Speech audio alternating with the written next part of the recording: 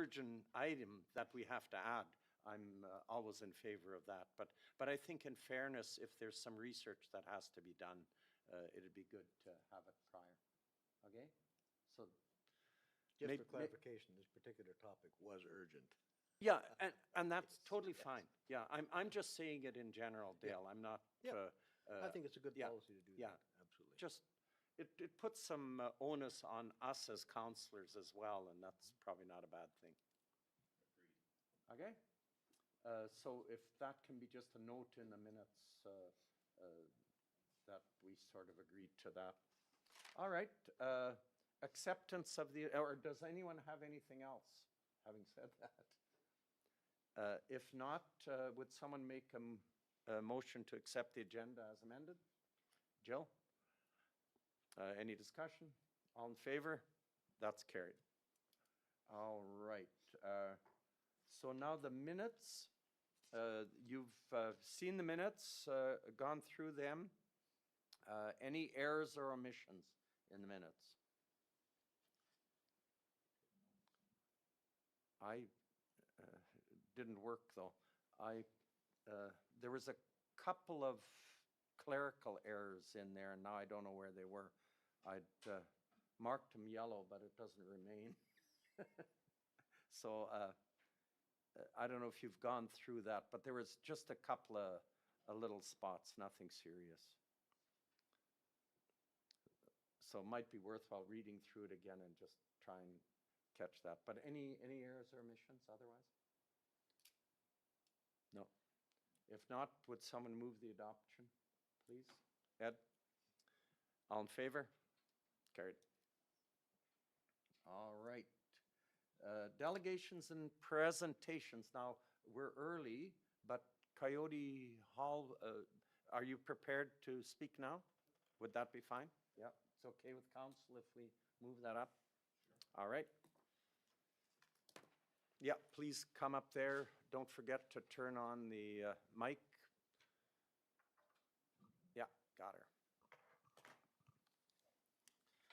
Okay, good morning, Council. My name is Nick Lisachuk. I did give a package for you, so if you just want to follow me real quick.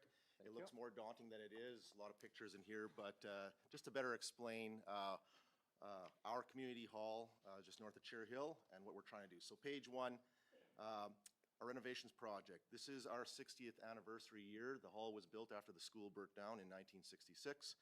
So 2026, 60th anniversary. Coyote's been in bad shape for many years, and so our fundraising took a different level about 5 years back, right around COVID, and we started to get more into our casino fundraising at St. Albert, continuing with our dances and different fundraisers. The design began in November 24 and construction last year, about a year ago in 25. In total, we did take track of our hours, and there was 53 volunteers that helped, totaling just over 2,596 hours. Some are skilled, some are non-skilled, and that is tracked for CFEP purposes for the provincial government because it acts as dollars as well when you can volunteer your time. So total reno for that project of cold hard cash for materials was $104,000, and the total volunteer hours added up to 60,000. We completed it back in last September. So on the second page, after we completed it, and you have a grand opening, and then a couple months later, it just shows what happened with our windows. We had someone take a nice 10-pound rock and smash it through the kitchen window. So good thing we are already thankful for you guys that we have some funds going to help fix windows, but good timing on this break right here. So stuff happens, but that was just to show we're not immune to some of the damage as well. Page 3 there, you'll see that's what Coyote looked like. It looked like a dump. The floors were terrible. The oak was black on the ground dance floor from years of mud and traction. The washrooms were not proper. It was just a very old venue that needed some TLC. So if you just flip the page, that is our first dance. That is what it looks like when you walk into the venue right now. And the pictures don't do it justice, I know, for my printer, but that is walking into the entrance, a couple of the band members from our first dance. And if you look at the page right after, it'll show 2 pictures from our first wedding in 19 years held at Division 4's Coyote Hall. So it is starting to capture the eyes of especially the younger generation and all folks of all ages, just because it is clean. It has washrooms that meet code, that are proper, Anyone knows the ladies, if the washrooms meet standards, they want to book the hall. And the rest of the hall is quite nice for its size. So that just shows the before and after. And so when we get to that first page of writing right after, I just kind of put the ask on this page. So after my attendance in December, I took note from council and searched for 3 local quotations as asked for the insulation project required to properly preserve heat in the main hall ceiling built in '66. Making this hall more energy efficient will not only help our pocketbooks and propane from being wasted, but will be better environmentally through all the 4 seasons, making our venue more comfortable and up to the standard R50 value, preserving or blocking heat energy in. So the 3 quotations for fiberglass blow-in insulation were received from Home Hardware in Barrhead, Home Depot in Spruce Grove, and Onaway Timber Mart. The board of directors and executive at Coyote have made a recommendation only, not a motion, but a recommendation to tentatively proceed despite the conclusion of council's decision with the Onaway Timber Mart quotation, since it is local in our county and as well, it is priced the most efficient for the same R50 value required for our ceiling versus the other 2 quotes. So Coyote Communities Association is asking for a total amount of $5,731.95, which is less than what we had asked last month. Materials is the Onaway quote. Installation is the 4th quote on the pages that you'll see following. So if you flip the page, you will see the Onaway quote from Andy Timchuk locally, $3,369. Barrhead, the next page is not far off, a couple $100 more. Spruce Grove is out of lunch because their prices went up because you buy a brand, the Pink Panther brand, but it's the same stuff. So all these 3 places have the machine that is used for free if you do it yourself. So they provide the machine that chops up the insulation, blows it into your attic. The 4th page is the cost to put in the 50 bales of expanding blow-in insulation. That is my company. I will not try to hide that. It's because we will need about 2 or 3 guys, and it's a thankless job getting PPE, picking up the material, and spending a day or a day and a half getting this stuff properly measured and blown in so that it meets code. So when we're looking online, we fall well into line to what averages are for cost of installing that much insulation.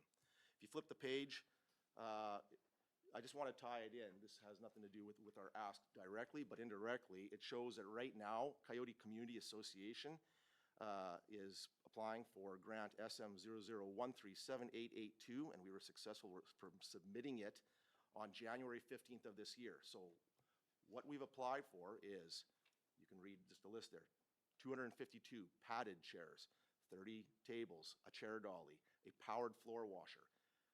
In there, it has the full window replacement where we've asked monies from you, and attic insulation, and a basic sound system for emceeing purposes, just like meetings like this. So the grand total of this project is $62,362, where in CFEP you ask for half, we're asking for $31,181. Next point down, the actual required cash for our portion is made from dance revenue. We have about 3 or 4 dances a year, county funding, such as the Windows grant that you've already granted us, and potentially maybe an insulation grant. And our current 60th anniversary legacy fundraiser this year that we are seeking $200 from individuals or families in the community and area to put towards new modern chairs and tables. So I'll quickly explain.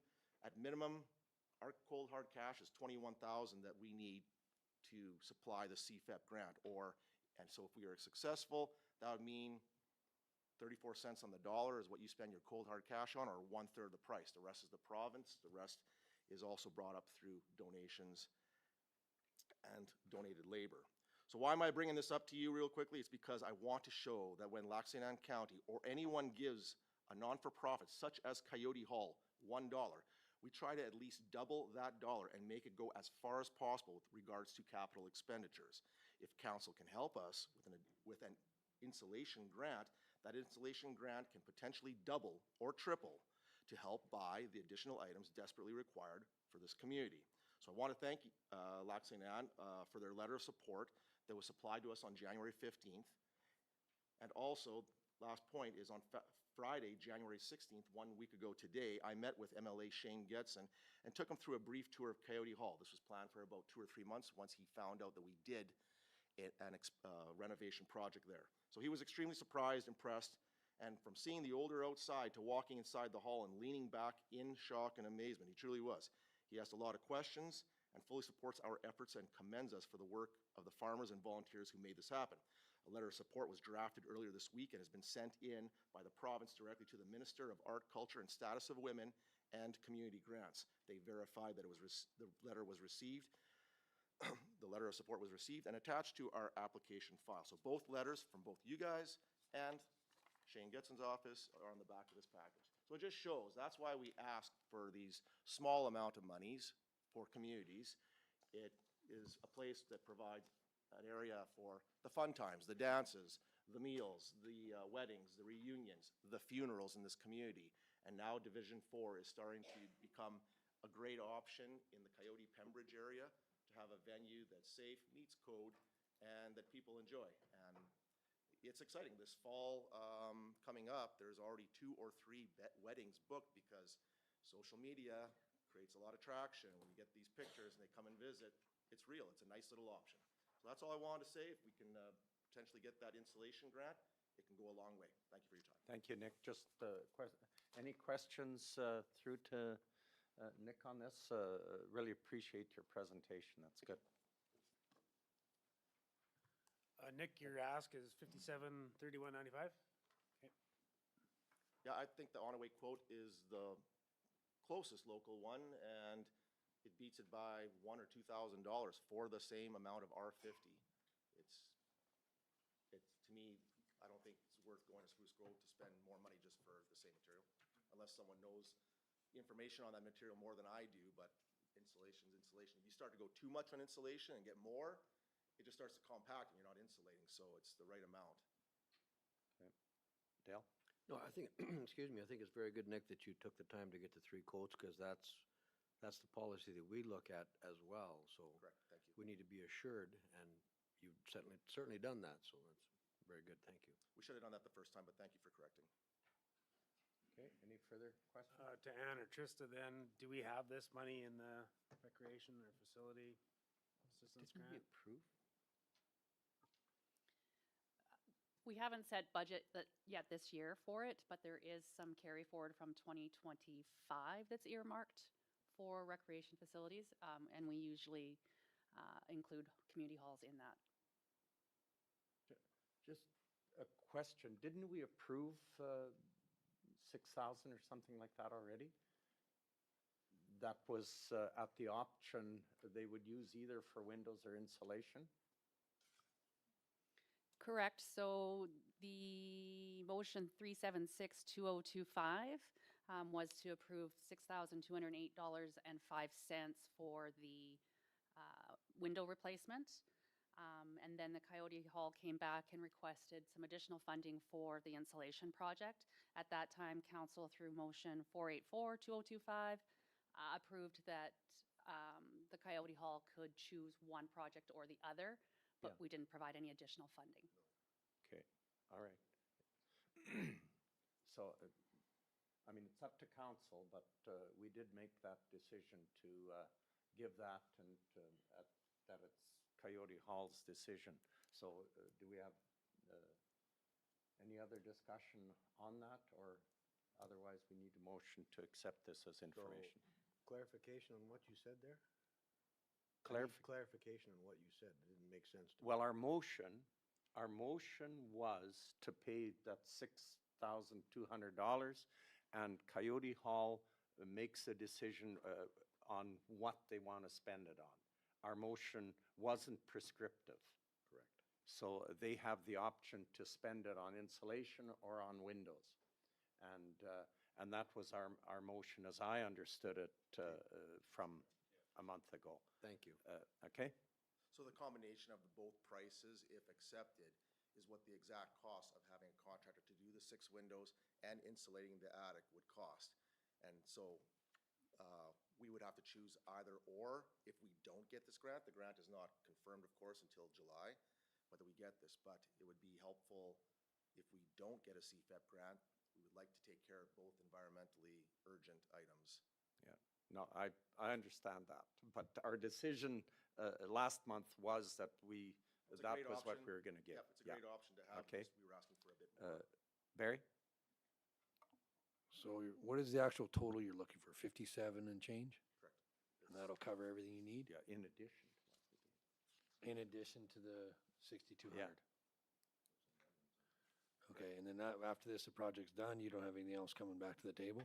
Oh, I cannot say that. That would be incorrect. There, Are we gonna be hearing about a roof next, and we're gonna be hearing about other things too? so I can or- share with you, the roof's been done about 5 years ago. That was our first project, is to tin the roof, and that's complete. But there will be a stage 3, if we are lucky with stage 2 here, with chairs, tables, cleaning equipment, windows, everything. Stage 3 someday in the near future, probably in about a year, will be full kitchen renos that we're already applying for. Our casino is in 10 days at St. Albert. That's another chunk. Start working a year away for that. The last would be tinning the complete hall, doing a bit of a outside deck and completing the project so that it's ready for the next 25 years. Okay, and looks like Not you're gonna active. stop. The place is like a home. It's like an acreage out of control. Yep. It needs to be done now or it looks not good. I like the fact you're actively promoting it and trying to expand the business to that hall. So I commend you for that. Thanks. Yes. So just a question here, with the 6,200 we gave you, if you insulated the roof, would the windows hold, would they probably make it through the rest of the winter here till June or Well, July on when you phase said 2, the other it grant? won't make it through the winter. We haven't Well, the ordered up one, with- yeah, the And the one, other but, ones are, I could take a video, they are 1960s windows. Like, they've made it this far, but again, no different than the insulation. You are just chewing the propane through this building on those. for sure, batteries. but I mean, we're getting into February here, so if we waited till when did you say your grant, if you get the July. grant And in money? the summertime would be the proper time to take care of the windows and insulation. For sure. None of us gonna crawl up there right now, unless it was an absolute emergency right now. You're not gonna insulate it this winter anyway then? Probably not till like May or June when it gets a little nicer up there. Okay, further discussion? Well, What's your wish, council? in light of being able to really discuss the issue, I would make a motion that we approve the 5,731.95 plus what we already give. And now we can discuss the motion and decide what we want to do. Okay, discussion on that? No, okay, yeah. Sorry. Okay, I'm going to use my prerogative to, I'm allowed to give my opinion too. My personal feeling is I wouldn't be in favor of this motion. I believe that we made a decision last month. Not that I'm opposed to the project at all, but I believe council has to take a look at our budget properly, which we haven't done yet, and to piecemeal things that forces our budget before we've made a strategic plan, I think is incorrect. And it's on that basis that I'm not in favor of the motion. Got nothing to do with Coyote Hall or anything else, but this council has not had the option or the ability to go through a strategic plan and to look at what money we have, and any money we spend now forces us to put it on the budget, which we may not have. So that's just my opinion. Barry, you were gonna, or Mike? No, I'd have to agree with that. And then if we're not doing the work till June anyway, then, we can board up the one window and then see if the grant money comes through. Well, that's for and us see. to make a decision. That's on. for If their it's decision. If it's required by council, Yeah. if the opportunity to get funds has a covenant or whatever that we have to start it next week, yeah, I'll get the guys in the snowsuits, but it just, you understand, with outside projects, so it's not written in stone when it's happening, it's just more likely spring. Anything just starts to go up. So if you look at the Home Depot quote in here, I don't have the previous quote, but it was, I think, on Trista's email from December. And it went up $800 on material in Spruce Grove. Yeah. So it just, money is cheaper now than later. And if there's a possibility that it can come from last year's potential opening, I think it's just a small amount trickle in this community compared to the large picture. Okay, thank you. One Yep. more question to Trista or Ann. How much do we give these community halls every year? Through the previous model, which will be up for review with council, it was $2,000 annually for operations or capital. They could use it for whatever they wanted. And that's for all community halls that operate within Lac-Saint-Anne County. Okay, my opinion, like, these community halls are vital to our communities. They want to build a go-to venue. This is what they want to build for I see their vision, I've been there, they want to be it, or one of them in the county. I agree with both of you, but I think we should approve this funding on the intern, and then the budget, I'm sure the money will be there. But that's my opinion. No problem. Any further discussion? Bo? Yeah, I just got one opinion here. I think that it'd be beneficial if you brought together all your projects in some sort of sheet so we know what we're up against in the future. But I do also believe that we need to look at the other community halls in this community in Lac-Saint-Anne County and assess what we have available and how we want to proceed. So I would suggest we take this information and review it. Okay. Jill, what's your comment? Yeah, I think we should just take it for information. I also think we should, like, we already gave the 6,000. I think we should hold off and let him choose what he wants to do with the 6,000. Okay, thank you. Any further discussion? Barry? Yeah, I think we should get the budget sorted out first. I mean, it's coming fairly quickly, Nick, so be patient. I know you're not happy right now. But we're new at this and we're trying to sort everything out and get our ducks in a row. And our new CAO is going to help us with that, hopefully, quite nicely. Okay. I think we're talking a month or two at most, okay? Well before the dates where you can start doing the work. Okay? Okay. Dale, do you want to close it off, the discussion? Sure. I mean, my purpose of making the motion was to get the discussion. We've got the discussion, and I would suggest we just vote. Okay. All right. Everyone ready for the question? Okay. All those in favor of the motion? You know what the motion is, that we approve $5,300 and some dollars? Yeah, whatever that number was. $731.95. Okay. Is there a seconder required for the motion? No. So all those in favor? Those opposed? That motion is defeated. Perfect, thank you for your time. Thank you for your presentation. We should have a motion, though, to approve the information, that we accept this for information. Anne first. Thank you, through the chair, and I would just suggest that the motion include direct staff to bring back the overall model of how we fund these community halls, because I think that's pretty important to relook at the model and that we're looking at it holistically. Yeah, thank you for that. I think that's very true. So, someone prepared to make that motion? Mike? Mike will make the motion that we accept this for information and we ask management to come back with what the model is for community halls. All right? Any discussion? All in favor? That motion's carried. Okay, thank you. Alberta Beach Snowmobile Club, no sign of them yet, so that's okay. They're booked for 10:30. So let's move down to Mayerthorpe Airport. Can we do that one? No? Not yet? All right, well, let's move down to finance. I know Carla's here, so. Anne or Carla, who deals with this?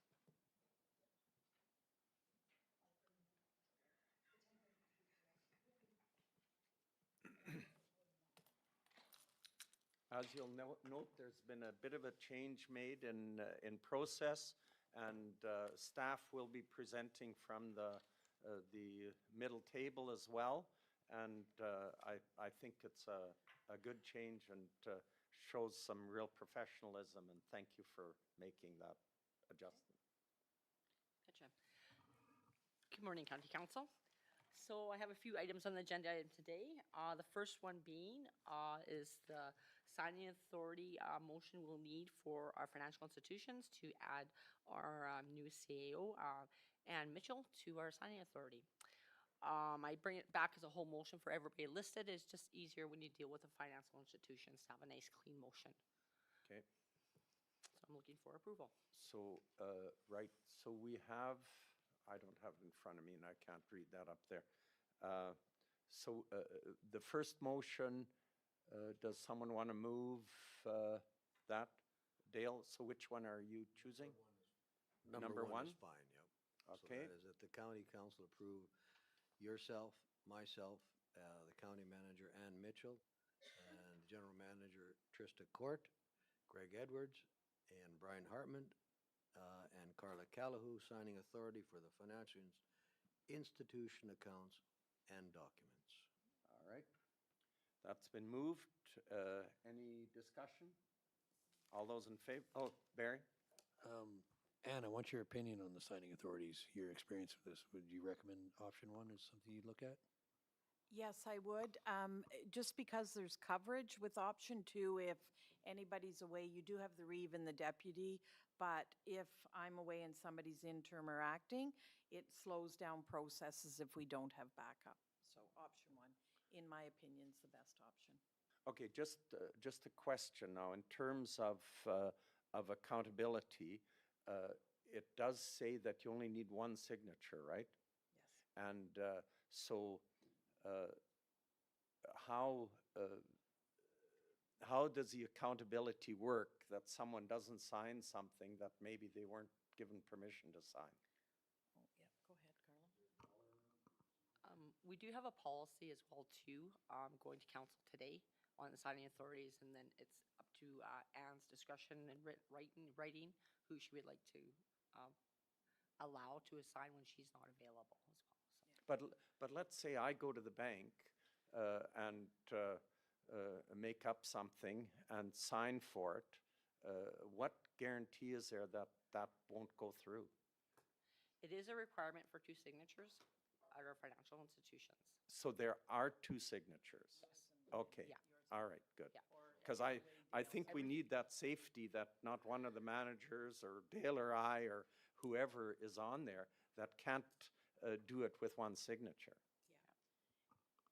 And through the chair, one thing I would add too, our policies have to be updated too, especially our financial policies. Right. And there's really good protocols put in place so those kind of things don't happen. When the auditors come in every year, they look at those policies and procedures and they look at how we're implementing them to make sure we're meeting those needs so that there is no room for error or malfeasance. Yeah, that's my main concern. One Can't go question. buy a So Corvette. should option one then have like in their dual signature? I think it's in the policy, is that correct? Yeah. It's in the policy. What was the answer there? It is in the policy. Go ahead. It is Can you in read the that out, policy. Carla? Well, that to me is the critical part because I get nervous if, with this sort of money and if all of a sudden a year later we find out it's disappeared, it's a little late. Well, through the chair, one of the issues in one of my past municipalities too is they were using stamps. And that was very detrimental because if one was away, the other one could use a stamp. Yeah. So those kind of things really need to be monitored and corrected. Do you have a spot there? Yeah, it's just the administration signing authority who's allowed to sign. Speak into the mic, please. It's just the administration authority who's allowed to sign on the policy I'm bringing back to council. I know in the MGA it does specify for the signatures, but maybe we can, Add it into the policy. right. We can certainly do that. We can maybe amend this policy and bring it back to council. Okay, And then it's make it very clear in there what's allowed, who can sign, dual signatures, that sort of thing. I think That would be good. to our council, that's important. No, Yeah, absolutely. Dual, No problem. dual signatures, no Yeah. stamps. Yeah. Yeah.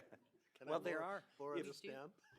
If you have this many people there, you should always be able to get 2 people. And through the chair, I think it's got to be clear too that the GMs are only there as backup. Sure. So when I'm away, or whoever the county manager is away, then the GM who's acting then has signing authority. So Absolutely, it's yeah. not, there's no room or issue for that. So we'll make sure that the policy clearly Yeah. lays that out. Yeah, and there's a couple policies we'll be taking a look at because we do have digital signatures for some of our checks. We mostly do, at this point in time, we do electronic fund transfers, but we do have a policy on check limits and everything, who can sign, what those limits are. Okay, thank you for that. Okay, did you have something, Barry? No? Okay, any further questions on that? Okay, so as I understand it, then this will be fine, and we'll be looking at the policies to make sure that's good. Okay, Through the chair, we'll bring the policy back for the second meeting in February. okay, thank you. All right, all in favor of motion? Opposed, any? That's unanimous, thank you. Okay, continue, Carla. Up for my next item, which I do apologize to council at the last meeting, there was a rush to get this in for the province to get on our provincial education credit. And when I done the backing Excel sheet for the education side of it, it actually included the tax rate to the machinery and equipment properties, which they are actually exempt from the education tax. So just so council is aware, everything is good, it was okay on the motion, with the exception of the education taxes. So that went from 140 to $85,000. This does not affect in any way our credit. It was accepted by the province, we're good. The province said I was not required to change the motion, but I want to amend the motion to make sure that we're having it accurate. So Okay. this is just to amend the motion that occurred at the January 8th meeting, motion Okay. 11/2026. Okay, thank you. Procedure then would be to rescind the old motion and approve the new one. We're gonna, the only thing is with the education tax, because the motion needs to be in place prior to January 15th, we need to look at amendment. What? That's what my recommendation is, to amend the motion. Yeah, I think, Amend then? I think that should Yeah. be okay. So I'll make the motion to amend that, Yeah, number Previous one, motion. option one. and then now we can discuss if there is any. Okay, so you're saying option one? Or what are you? I'm saying option one. Yeah, okay. So option one, you can read it there. Okay, the county council amend motion number 11-2026 Yeah, we can to see. read as follows. Okay, The only one thank there. you. Any discussion on that? I mean, this is a pretty simple thing, and it's, it just makes sense. And it's good to have it, I think, on paper that it's, I agree. when we look back, we know exactly what we decided. Okay? Yes, we want that to be accurate. Any other so- discussion? If not, all in favor? Motion's carried unanimously. All right. Next. This is a big one. Okay. I present to you the 2025, as of November 30th, operating budget for Lac-Saint County. Just probably going to go down to keep it going down the pages there. Just a question, Carla. On the agenda is the signing authority policy. We're not going through that one? We're going to, Or yeah, that one is the one we're going to do next month? we will bring it back. Okay, so that part of the agenda we're not addressing today.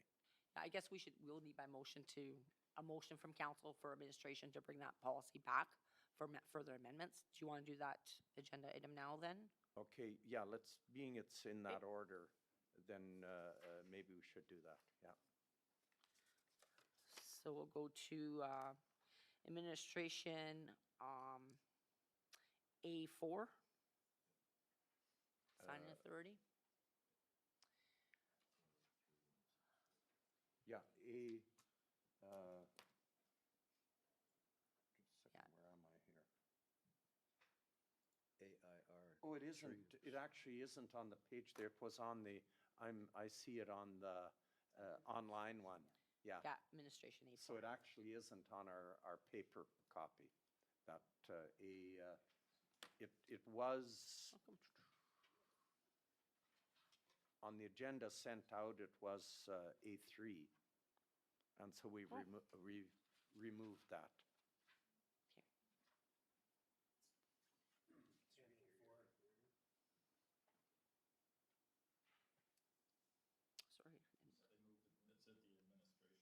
Okay.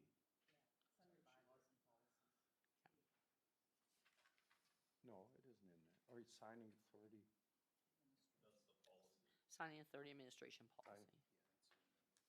I guess it's just a little confusion on the agenda. So I'm just, the only reason I'm bringing it up because the online one is what the public will be seeing, and they'll ask why we didn't address it. So is that the same one, Anne, as on what's on our paper copy now? A4? A4, yeah. Like 10A4? Yeah, that's the one we were going to defer to the second meeting in Okay. Yeah. So just for anyone online, that what was on the online agenda, which was B3, is now actually as 10A4. Trista? The agenda online is the same as what you're seeing on your paper copy in front of you. Oh, maybe it's changed. Maybe it may have been maybe mine's amended, an old one. But the Okay. current Okay, then agenda I online is that. apologize. It's my problem, not anybody else's. We may have updated it. Yeah, okay. And I probably don't have the updated copy. So Would you like then to? I discuss it? apologize for confusion. So I'd make a motion that we send that back to administration to bring it back second week or second meeting in February to discuss the policy. And that is item 10-4, AIR-3164. Okay, so then in terms of an agenda item, we're just dealing with 10A4. And Dale has made a motion to send that back to administration and bring a policy back to us at one of the meetings next month. Yes, through the chair, and my suggestion is the second meeting in February, first of all, Yep, to give us right. enough time to draft it, but Sure. second of all, to have the discussion, because at GNP, we can have discussion but not move or adopt. Certainly. Okay, thank you. Discussion?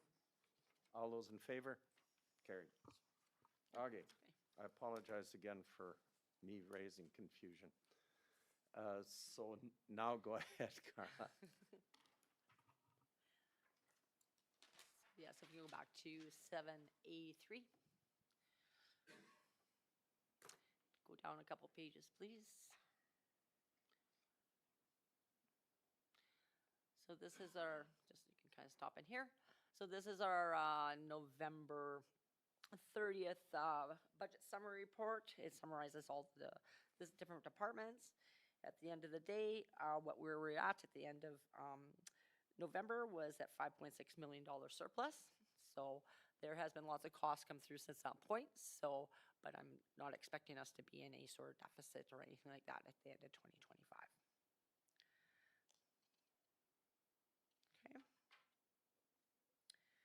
We'll go to the next page and we'll talk about the Vision General Municipal Services. Of course, this houses our property taxes, our education payments, all that sort of thing. I want to do in this presentation for council any 2025 operating budget amendments. There were two budgeting amendments in 2025. One was to approve the sponsorship commitment of $1,667 for 3 years for the Regional Investment Attraction Marketing Strategy. And the other motion was the adjustment to the small business tax due to the ratio.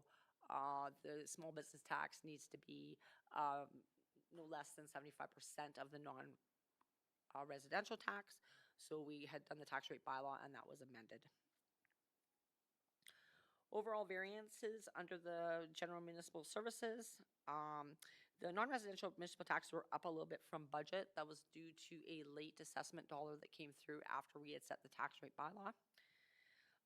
The community aggregate levy payments are higher than budget by $48,000, and the tax penalties were higher than budget due to some non-payment of related linear and industrial accounts. The expenses, we were at 86%. Credit card charges higher than the budget by $17,000 due to increased users paying through e-commerce. I'd just like to make a little side note on that. We're going to be bringing this back to council for deliberation. Right now, we allow people to pay their property taxes and utilities and all sorts of development permits, that sort of thing. Right now, there's a surcharge that comes with that, like a loading fee, percentage from the credit cards, that sort of thing. And right now, if you pay your utilities or taxes online by credit card, you get charged, the user or pays that fee. We have left our other options for pay for development permits, home support, that sort of thing, that the county incurs that cost. We wanted to put it out there and see how it would be working for the next a year. So we're at the point now the costs are getting a little high. So we would like council to review that and just make sure that if there's anything, we want to charge that back to the people that are paying those fees. So What sort of, what sort of percentage do we pay on? around 3%. 3%? Yeah. It's a high, Yeah, so we high definitely cost want, to absorb. the plan was always to bring that back to council to do Yeah. a full review on that. Yeah. Again, community aggregate payments, what happens with the community aggregate, we do get the money in and then we transfer that direct to the community aggregate reserve, so that will be matching back to revenue. And then, of course, at the time of the report, that we had written off some dollars for the delinquent accounts that we were anticipating would happen. And our Alberta education requisition payment was not reflected at the time of report. We do a payment at year end at December 31. That payment was $1.6 million.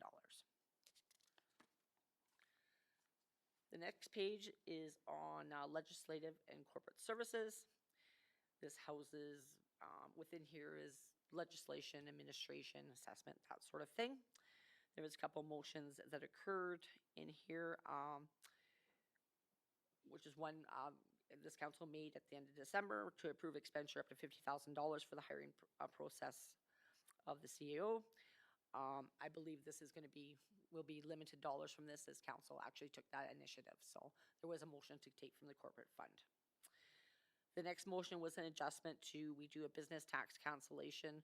Of course, with the small business tax rate change, council had made a motion in 2025 because we had to increase that small business rate. Council made a motion to cancel that portion to small business. So that's housed in the economic development. The next page is our legislative, which is you. First up is the meeting reimbursement for elected committee meetings at other entities. So that would be, majority of that is North 43 Lagoon Commission and Darwell Lagoon Commission, because that is covered in the honorarium, and then those commissions reimburse the county as opposed to the elected. And then this also is housing our election. Basically, everything's in here with the exception of Northern Gateway has making a contribution for the election this year. And so those dollars weren't invoiced at the time of report. I believe it's $20,000, I believe. But our election cost did come in a little higher than anticipated by $30,000. Conference costs, less than budget by $36,000. And meeting costs a little lower due to discontinuation of meals. And there was some additional costs for some training for council that occurred by the new mandate by the province. Nothing too significant here. Next page is administration. He notes that interest was lower for our office administration settlement because fourth quarter is closed at time of the report. And these dollars, of course, are transferred to a dedicated reserve fund. Expenses, salaries higher budget due to the CAO restructure. And another thing, we actually had a special project in here for consulting costs. municipality, we will have to be moving to a new financial software program, as our software will be ending in 2028. There are lots of municipalities that are dealing with this. So we had $50,000 in the budget for consulting fees to assist us with the request for proposal for a new software. That wasn't fully completed at the end of 2025. Within the administration side, we report also the Onaway Medical Clinic. This is funded by the Community Ag Levy. Right now, at the time of report, the Ag was funding it by $229,000. And the physician overhead, which is what the doctors pay for the clinic. There was only 2 doctors at the clinic in 2025, which makes it difficult for the revenue. So it's about recruitment and getting more doctors in there. Under the expense line, it's the repayment. We have the debt repayment of $107,000 for the clinic building. The last payment for this will be made in 2026, and it'll be just one more payment. So it'll be about $56,000.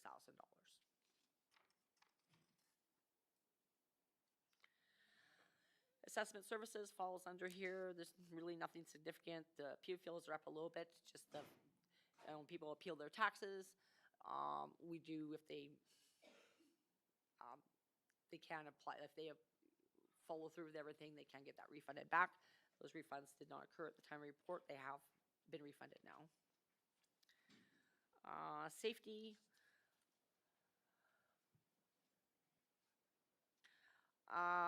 Just there's some transfers from reserves anticipated for projects for employee safety rewards and some workload monitoring for $20,000. This was not completed at the end of November, and as well that expenses on the other side. Both those projects are kind of netting out in this budget, but those projects, I believe that will be requested to move forward into 2026 when we go through our budget deliberations.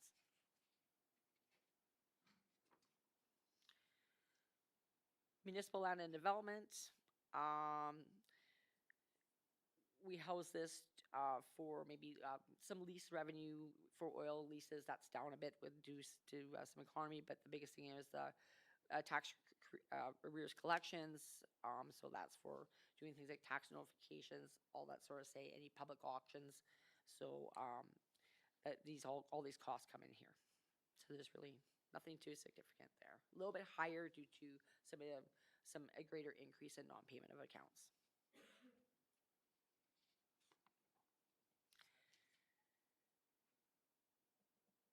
Economic development, kind of lower than budget. This houses our,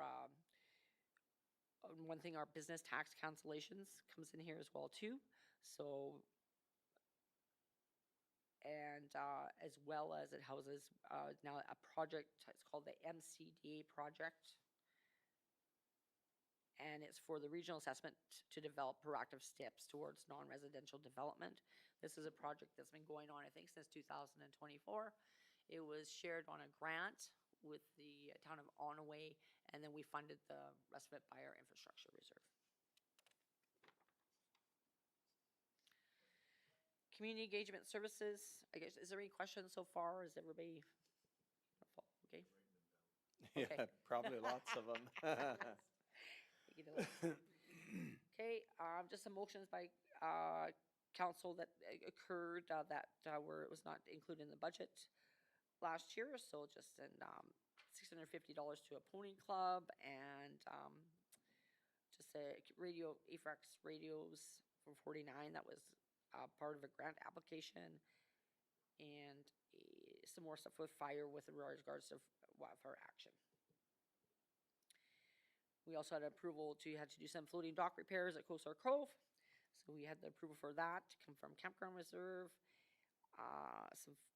We had the recent one that happened in 2025 for the Coyote Community Hall for $6,200. And we also had to replace the Lessard Lake Outdoor Education Center furnace in there for a cost of $6,000. It was funded by the Recreation Fund.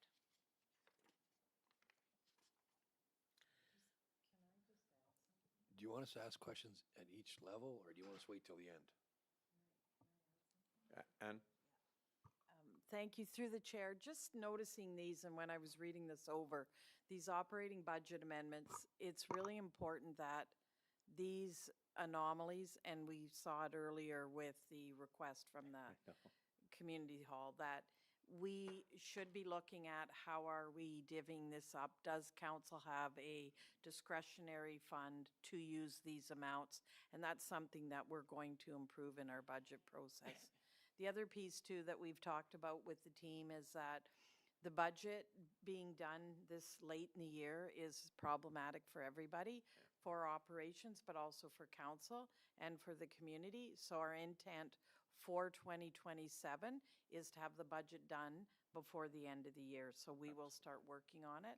So right now we're working on 26, but we're also going to work on 27 because this is how we can plan properly. So that is what the budget process is going to look like for next year. So we will not run into these anomalies or as much because things do emerge. Yeah, as long as we adhere to the budget. Yeah, thank you for that. I think that's important information. Barry, did you? I just want to know if we should be asking questions at each level of these, Yeah, or and we wait till could the do end. What that would you after prefer? I'm done each division. I could leave it open for questions. So maybe do you want to do a little catch up here in questions, just on what I've just talked about so far? That'd be Okay. easier, or? I think Dale has a bunch of questions ahead of mine, so let him go first. So I gotta go way back then. Sorry. So when we Should've talked stopped. about the money that has not been spent according to the budget, you said that went into reserves? I'm sorry to, Well, we gotta go way back to the beginning. I'm sorry. the money that hasn't, so Well, if we end up with a any surplus, you mean? expenditures that we've budgeted for and we haven't spent at this point are recorded in reserves. Yes, that will come back to council for Right. determination. So what I'm asking is that council needs to know that number as well, Yes. right? Somewhere's in our deliberation on this, so we can say, oh, we understand that we haven't spent the money, but it didn't get funneled to another department, it went to reserves. And then on the same token, when a department overspends, we need to know where did that money come from to pay that deficit. So Right. that's an important thing that I would Yep. like to see. And Through the chair too, and to your point, Councillor Johnson, really it's important too, why isn't this money being spent? So if these are part of our strategic plan and these are capital projects, how come we didn't meet the mark? And that's a big question too. So we have to look at that operationally. Absolutely. you. Thank you. And the plan is to bring that all into council, show what projects, if there were special projects that happened and that were budgeted in 2025 that did not occur, all those are going to be coming back to council. Right now, I've just still receiving some of the final 2025 expenditures coming through. So once we're able to go through that and get that put together, council will definitely be fully aware of everything. So then back a little bit closer to where we are, my next question would have been, so the ORMC gets revenue from the ag levy. I guess my question would be, we also probably need to know what is the ag levy in that particular context? So it's the community aggregate levy. It is the levy when gravel companies are extracting gravel from our within our boundaries. We have a bylaw that they pay for 40 cents per ton. Okay. And my- that gets paid to the municipalities. Okay, so my question would be, what is that total amount that we work with annually? That It would- varies. Okay, It varies on the amount that aggregates are taking out, okay? This year, I will provide that information to you where we're at. okay, After, I'll bring that for information, maybe for governments and priorities. okay, yep. I think- Um, And that's really what I'm looking for. I'm just looking to get a benchmark of where we are, what we roughly get, what's going where, and where's the deficits coming from. That's really all my questions. Okay. And can I? Ann? Thank you, through the chair. And just to add to Carla's point, when you bring back the aggregate, I think it's really important to say, what are the parameters of where this money can be spent to? Thank you. Yeah. Yeah, and we do have that, parameters within our reserve policy. I believe, it's kind of sets in there how it can be spent, so it's basically mostly at council's discretion, so. All right, thank you very much. Does anyone else have any questions so far? Barry?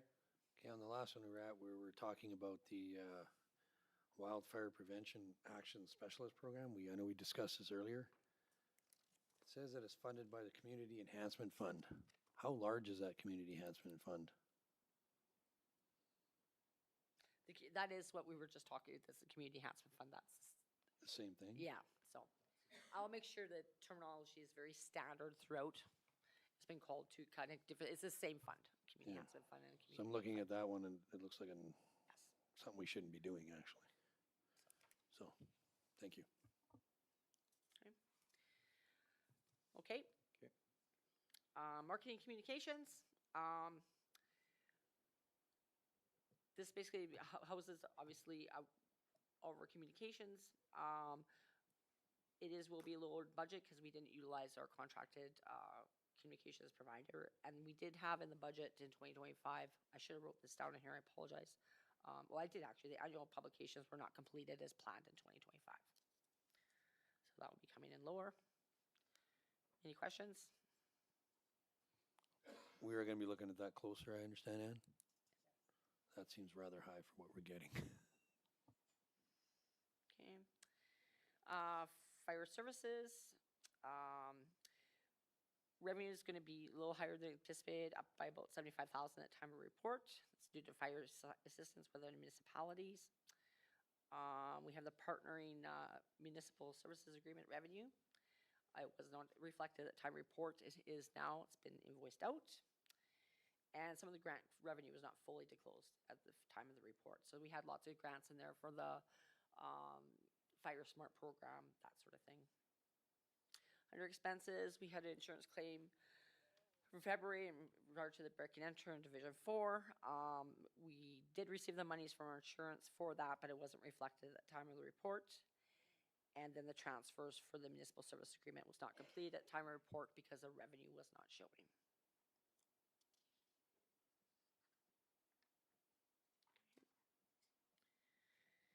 Disaster emergency services, really nothing significant report. There was some emergency planning and advertising not completed as planned in 2025. This will be deferred to the 2026 budget deliberations. Okay. So this is where lots of dollars hit for like our wildfires in 2023. Lots of dollars will come into this particular area here. Special transportation. Really nothing significant to report. This will report both on the west and east end bus cost to the municipality.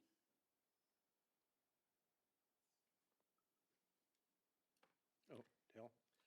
So, with respect to the special transportation, we see what we're spending.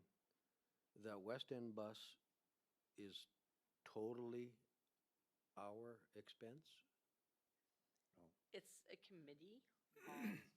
Yeah. Marathorpe's involved. Marathorpe is Marathon involved? Woodlands are Okay. involved in So the. it's a partnership, Woodlands too, right? Or, partnership of those three, and we have a similar partnership with the East End as well?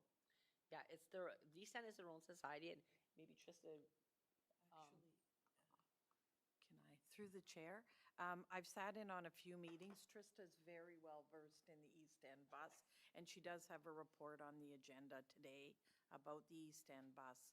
But I do think we need more information on the operation of the West End and the East End bus, because there's a little bit of anomalies between the two service provisions. Thank you, that's exactly why I brought this up. right? And family and community support services, this is largely funded through a grant. There is a cost to the county. On here, the budget was 181, and we are at a year to date just 99,000. So there's really nothing significant. There is some final stuff coming through at the end of December on this. Should match budget. Okay. Cemetery function. This is where house the cemeteries that the county owns. There has been definitely significant increases in the sales for cemetery plots from approved budget. And there were some cleanup projects not completed as planned in 2025. This will be, again, brought to council for 2026 budget deliberations.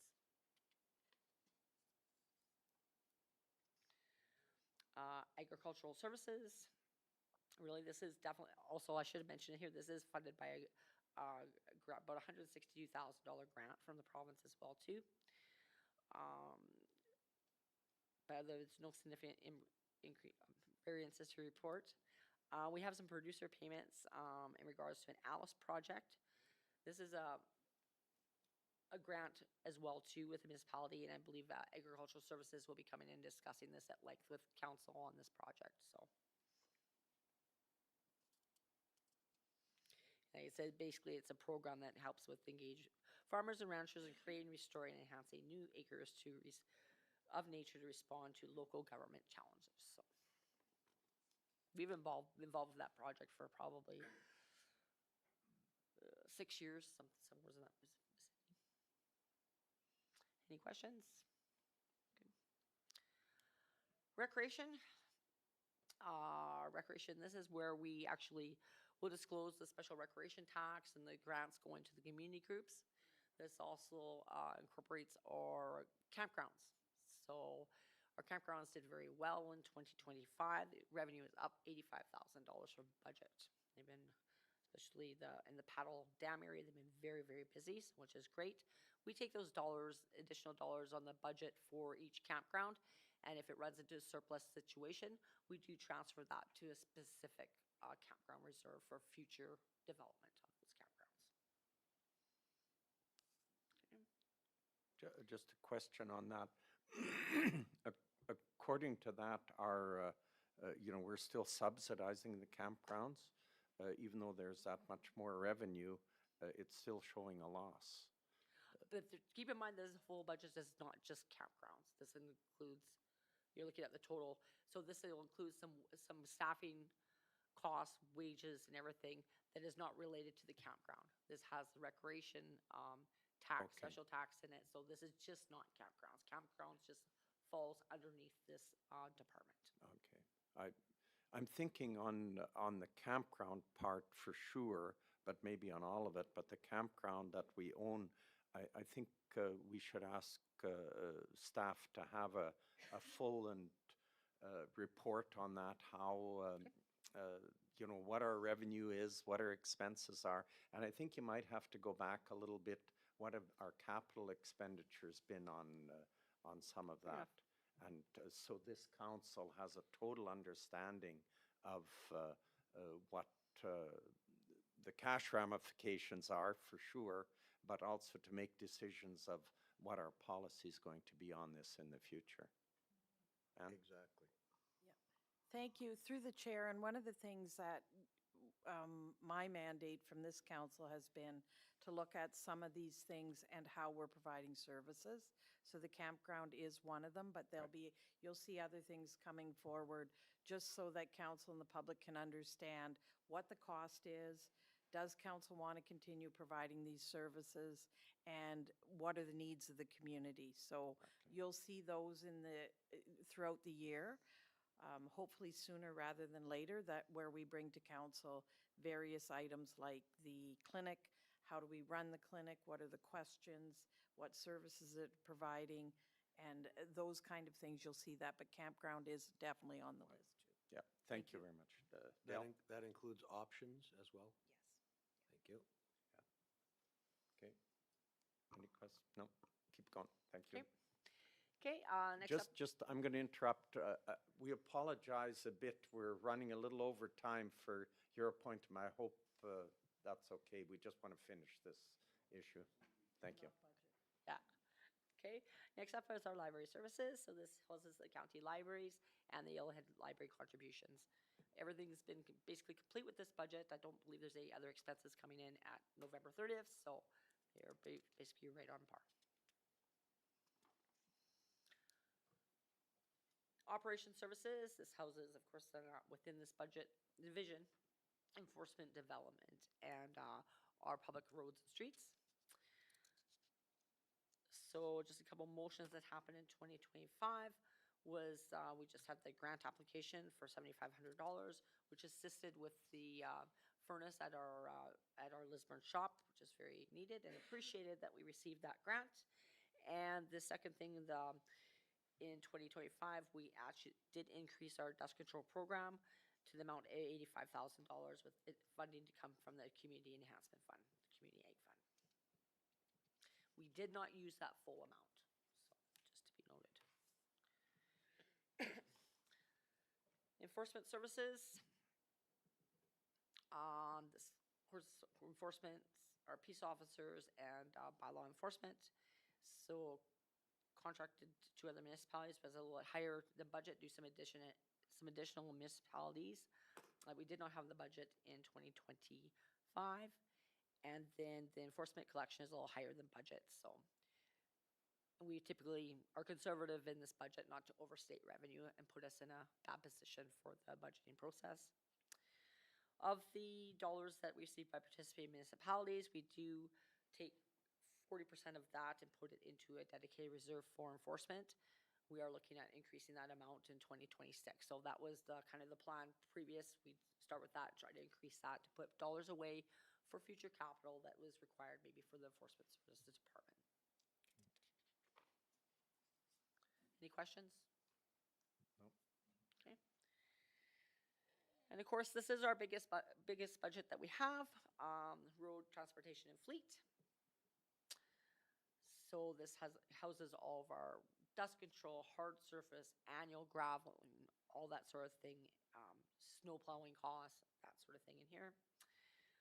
Revenue a little higher than budget due to some more custom applications. And then we did receive a summer career replacement grant for our seasonal staff that we did not budget for in 2025 due to, we wanted, again, back to being conservative.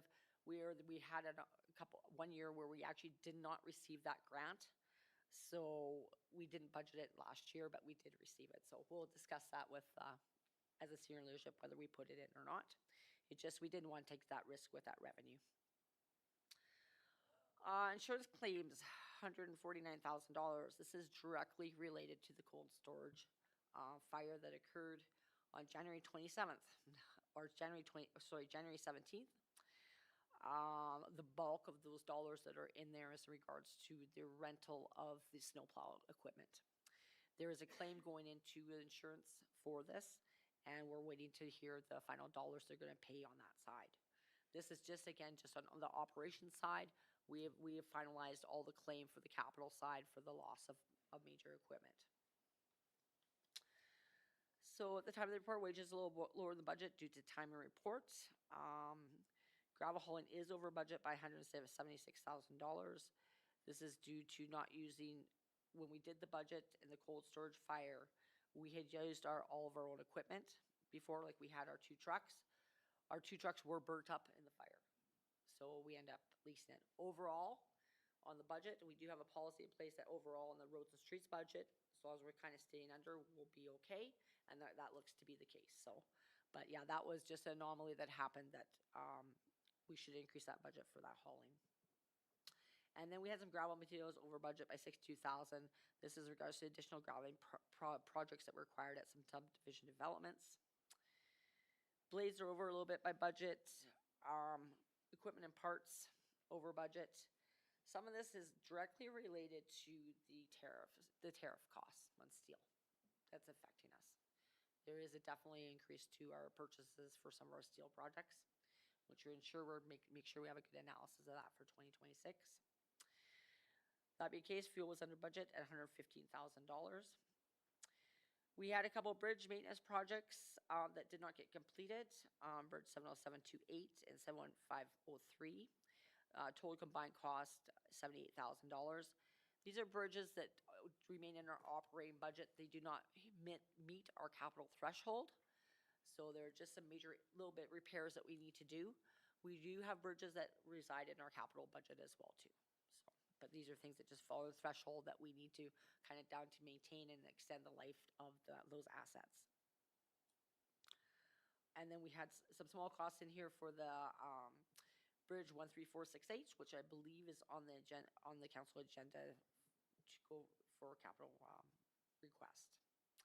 Dust control came in lower in the budget by $40,000. Council did make a motion in 2025. We had estimated about 85, so we did come under, so we didn't have to take as much from reserves as we anticipated. And the hard service was lower the budget we had in the budget in 2025 to do a purchase of millings. It was a bit more cost effective than us buying actually the cold mix. So we didn't utilize all that in 2025.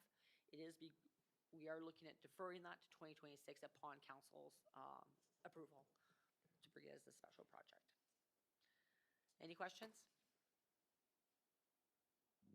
No, doesn't look like it. Okay. Development planning services, of course, this houses all of our permits, business license, that sort of thing. Development permits are up $32,000 from budget. This is due to, we had a gravel aggregate application, which is $50,000. So that gravel application of $50,000 is transferred to a reserve as well too. It's actually transferred to our legal fund, just in case we have to do any sort of communication, we put it away. And wages were lower due to vacant positions, and overall expenses are just lower than budget 2025. Question here. So, any of those permit fees for like the gravel pit goes to reserve? Yes. And then you move to legal? It goes to our legal reserve fund. Oh, a legal reserve fund? Yeah, that's where it sits. Okay, so that restricts it then to legal purchases? Yeah, and we can bring that back to council to review that Okay. process, but right Okay. now that's where it's Now going. that answers my second Yep. part of the question. Thank Yep. you. Okay, and Through the chair, I think we'd like to bring and do a presentation at one of the G&P meetings upcoming on reserves and reserve funds for council and the public to see what we currently have. So before we adopt the budget, that we know where everything's earmarked for and the Right. purpose of the reserves. thank you. Thank you. Okay, continue. Okay. Next item up is infrastructure services. This houses basically our utilities, that sort of thing. Wastewater taxes in here as well too.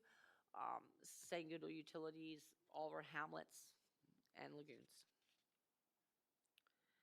So one thing that happened in 2025, there was a motion number to approve contributing to the wild water distribution line into the Hamlet and Darwall, an amount of $360,000. Total project cost of this, we haven't started this project yet. The total project cost was $660,000. WOW was contributing $250,000, and Northern Public Gateway Schools were $50,000, and the county $360,000. Northern Gateway at the Darwall School is in need of a new water well. So with WOW Water moving in close to it's actually where our Darwall Fire Hall is and transfer station. They're putting in the thing there, so that was the request to bring in and connect, so. Okay. Yeah, Any questions about that? doesn't look like it. No, continue. Okay. Next up is our geographic information system. So this is a very fantastic thing that we have where we can do the mapping and everything like that of everything going on within our municipality. So basically there's no significant variances to report in this, so.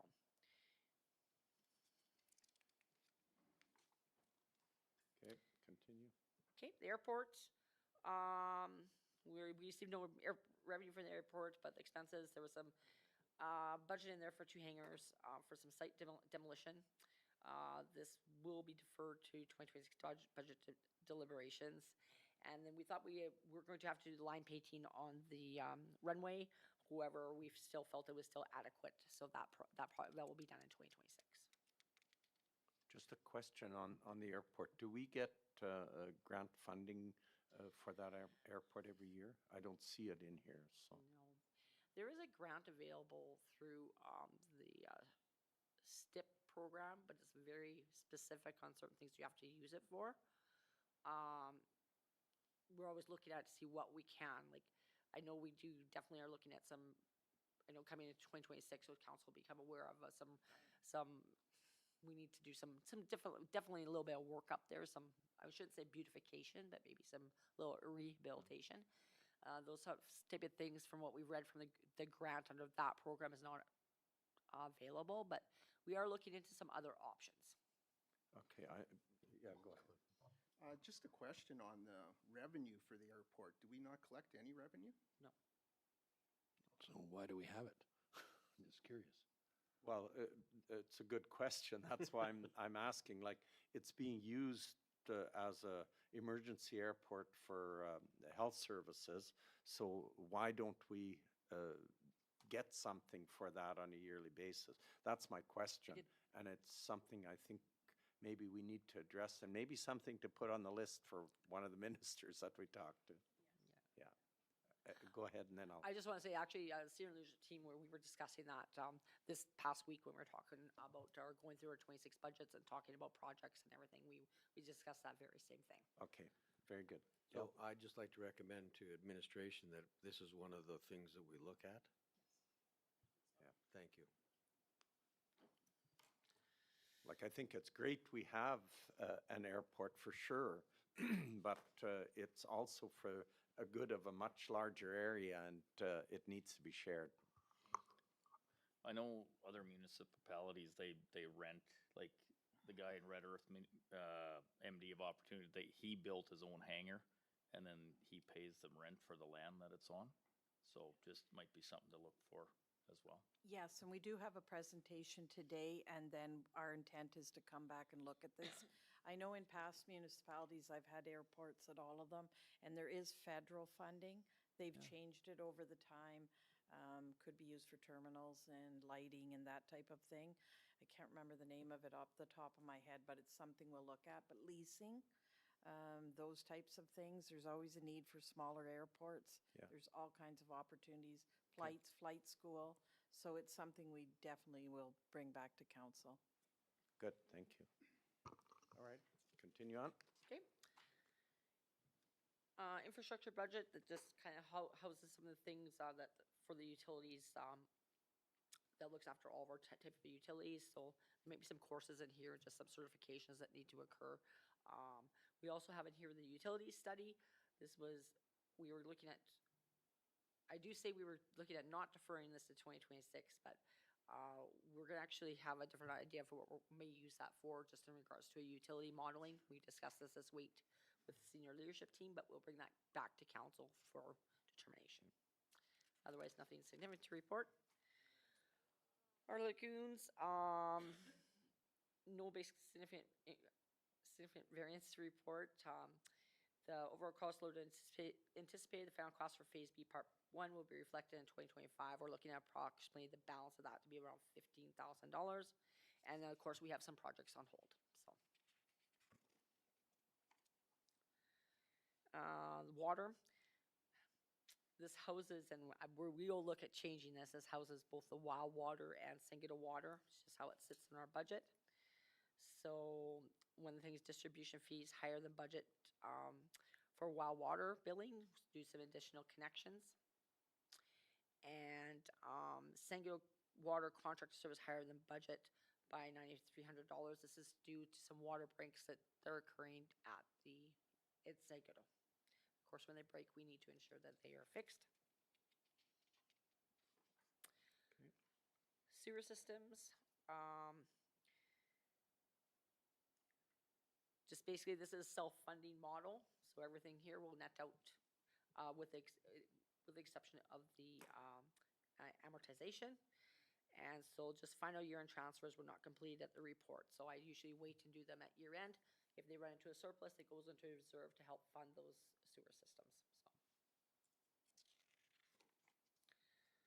Solid waste. Again, no significant variance to report. Again, final year-end transfer is not completed at the time of report. So this houses all of our solid waste cars, our solid waste pickup at all of our transfer stations, recycling. We do get a little bit of recycling revenue in here.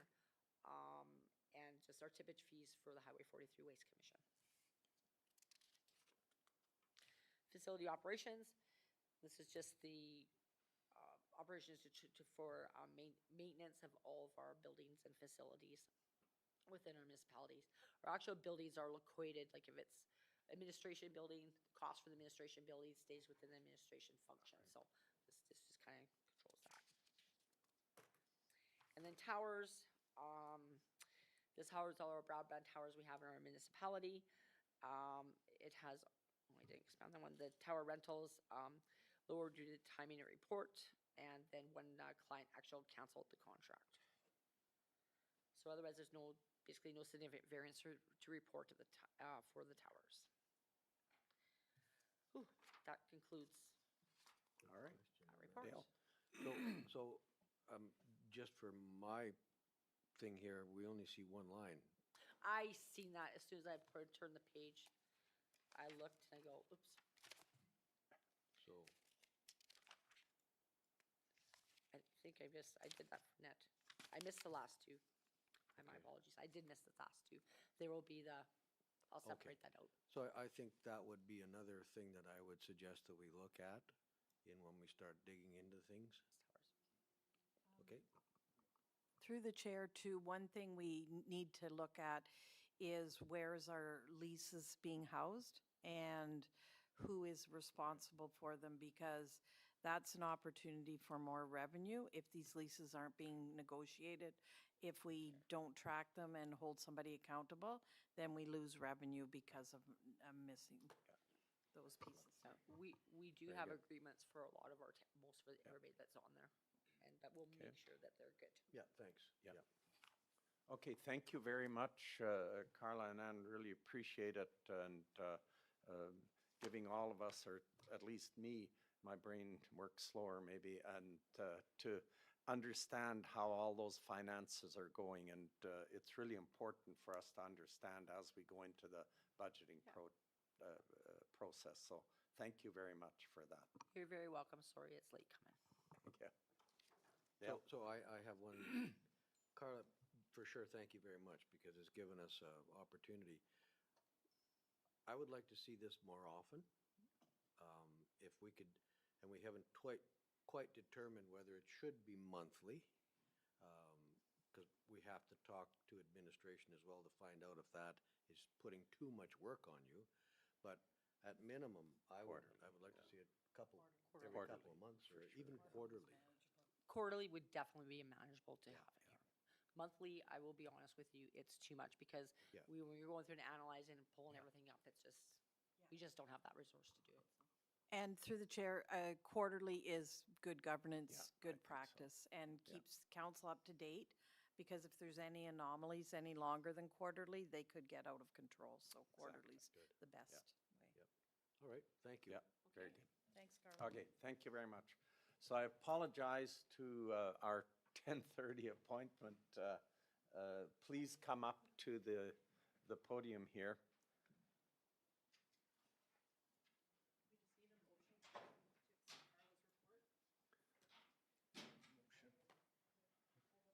What's that? Okay, so a motion to accept the financial report, the budget? Yeah. Moved by Mike. What's that? Got to wait for, I shall remember. Cindy, Mike moved that, okay? All in favor? That's carried.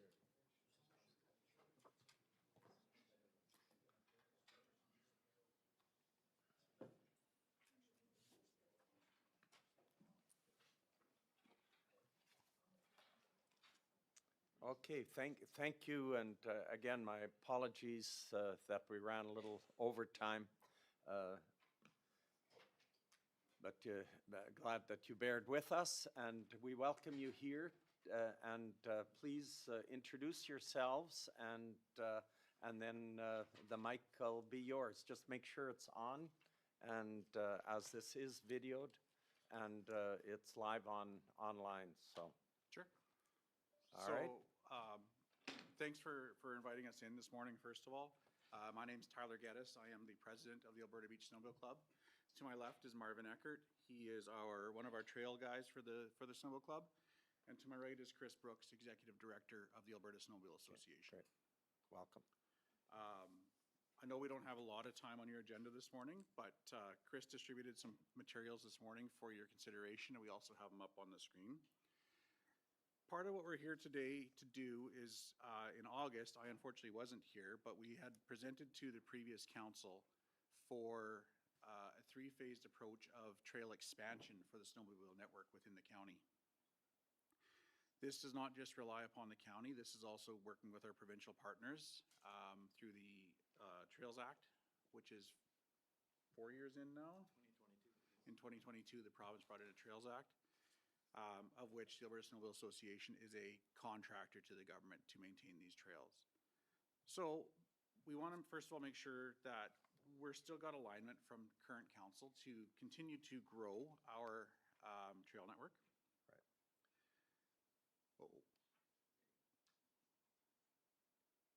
So our purpose of intent, we're here to respectfully request final approval for development of the 3 areas as presented in August of 2025. We remain committed to safety, environmental stewardship, and community engagement. Definitely here to better the snowmobiling throughout the community as we move forward. We are over 50 years in the community, 25 plus years of trail development, and we hold an average of 388 members, ASA Trail Pass holders within our club over the last 4 years, over 2,000 trail rides, and we have well over 100 active volunteer members that maintain the trails within the county right now.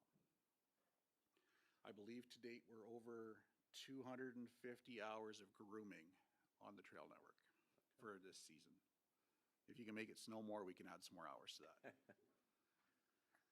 Our trails are groomed and signed to ensure safe snowmobiling.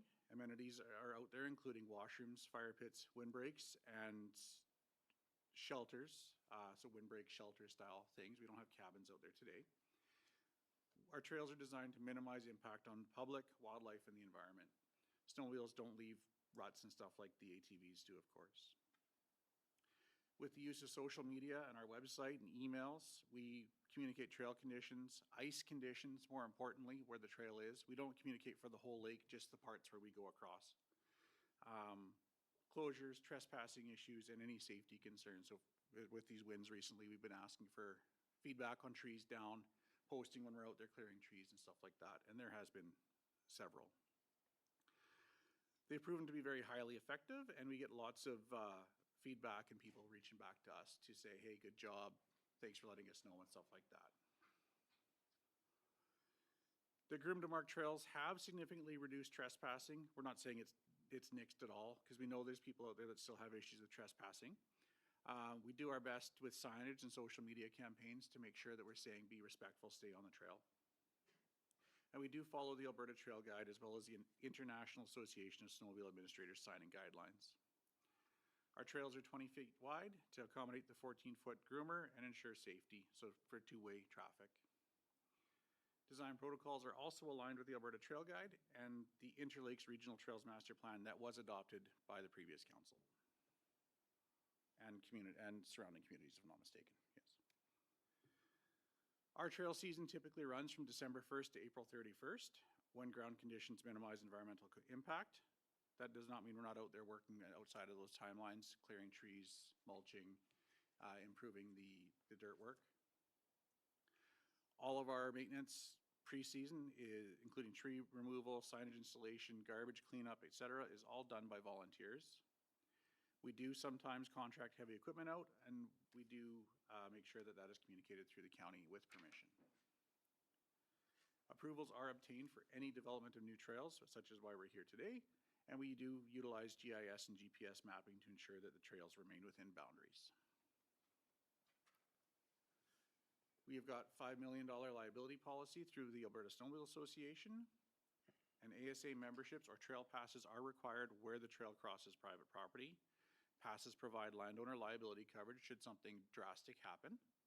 And the trails without the pass do constitute trespassing. So if something extreme happened, unfortunately we have to go through the landowner, but these people could be fined or charged with trespassing. We do design our trails exclusively for snowmobile use. Liability insurance does not extend to other activities. So no quads, side-by-side, stuff like that on our snowmobile trails. those actually cause us more grief than we want to talk about today. And we do have county-approved trail control measures and locations to allow limited OHV access to the areas that are truly multi-use. And this is what we've been using in the past. So we have a maintenance gate that is approximately 20 feet wide, so we can get through there with the snowcat, cables to the bush, a walking access of 36 inches, and we've restricted the wheeled access to 65 inches, which is actually the provincial standard for ATV trails.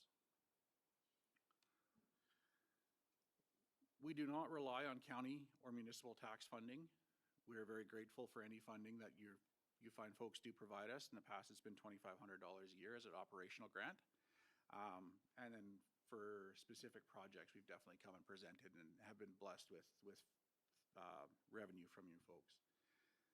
So currently our revenue comes through our ASA memberships, our trail passes, provincial trail funds, sponsorships, and fundraising events. For examples, our rallies. We've done a couple raffles now, and stuff like that. So in short, we're here once again to kind of request the final approval for development of the 3 areas as presented in August, and we do have that here with us as well. And in addition to the ongoing maintenance and expansion network, the following proposals are submitted for consideration. Each proposal is contingent. I don't think I need to read that, I'm sorry. So number 1 is the seasonal winter trail expansion on county road allowances and utilizing environmental lands for winter-only trail use, which is pending environment approval. We did meet with environment 2 weeks ago, and things are looking very positive there as well. This is for a period to be open between December 1st and March 31st only, and closed from April 1st to November 30th to protect those environmentally sensitive areas. We will require to mulch some of these designated areas and possibly grade or knock down some of the steep and unsafe hills. We will be putting gated cross fencing on road allowances if required. No trespassing signs will be installed as required if there's private land on either side. And we'll sign it as per the Alberta Trail Guide and designed with the Interlakes Regional Trails Master Plan in mind. Further to this, there is also on the environmental land that we now have signage available through the Alberta Snowmobile Association that is printed much like a campground sign that says it is closed. You know, it's only open to snowmobiling December 1st to March 31st and closed outside of that time, and does say restricted to no OHVs. Proposal number 2, we do have some more multi-use trail we'd love to put in on the west end of the trail network. Road allowances, using road allowances and utilizing environmental lands where possible, and that's of course pending governmental approval as well, provincial government approval, pardon me. Private lands will be fenced, so we will put fences up along the private lands to make sure that there's no conflict when the quads and side-by-sides are in there. There will be some mulching, of course, and grading required, and we will put in culverts and drainage pipes as needed. Cross fencing again will go up as required. No trespassing signs will go up where it's applicable, and we'll follow the same guidelines. And last but not least, the biggest and probably the most exciting one is something we don't have right now, is a winter trail with a shelter installation. So again, utilizing road allowances and environmental lands. Same thing, we're gonna have to mulch and install drainage pipes, etc. But we'd really like to get an emergency service cabin out there of some sort. Off-grid type cabin, wood heat, that sort of thing, but call it a destination for people to go to, but more importantly, if someone gets stranded, it's somewhere that they can walk back to should they have to spend the night out there. I really should have edited this. Yeah, and that's kind of what I have to present today. Of course, we're here to answer questions and inquiries and discuss with you as best we can. Okay, thank you very much for that report. Any questions through to the 3 gentlemen? Dale? Yeah, so my question would be the shelter, where's the proposed location? We don't have one Use your mic. to date. I guess the first step is getting approval from council that we can do these 3 sections. Second is we're looking for approval from environment to get to some of these properties too. And then we would take and ask a request for approval on a shelter on a certain location. We have some items in mind, but it's not definite Okay, where we want to put them, so. okay, thank you. They're just finishing a process with Forestry and Parks on getting access to Alberta Environment Lands and vacant Crown land. Once they get permission on where that trail can go, then they can make that determination where that shelter should go. That's coming in coming weeks. Okay. So then what I take it then the likely would be on public land? Well, there's two options. One would be the Lasar area where the campground is. There's some very unfriendly swampy land in there with a few high spots in it. That would be one location that would be we'd be looking at. One location would be along the river on the very far west side on environment land, and another would be sort of more in the center on environment land. So there's three possible locations that we would, but those would be, if we would be choosing the county property, then we would be doing an application Right. on that Okay. to do that. And that was my reason for the question. Yeah, okay. Bo? You mentioned you're going to increase your multi-use trails. I'm just curious how many kilometers we currently have of multi-use? I believe it's around 17 kilometers that are multi-use, which include snowmobile and ATV. The addition would probably be another, and I'm guessing 10 to 15 kilometers. Part of that goal would be is trying to make a loop for multi-use, because right now the quads have one way in and one way back, which makes it a two-way traffic, unfriendly and destination. Most of trail users like loops going from Yeah. point A to point B in a round circle, not going to that one destination and back.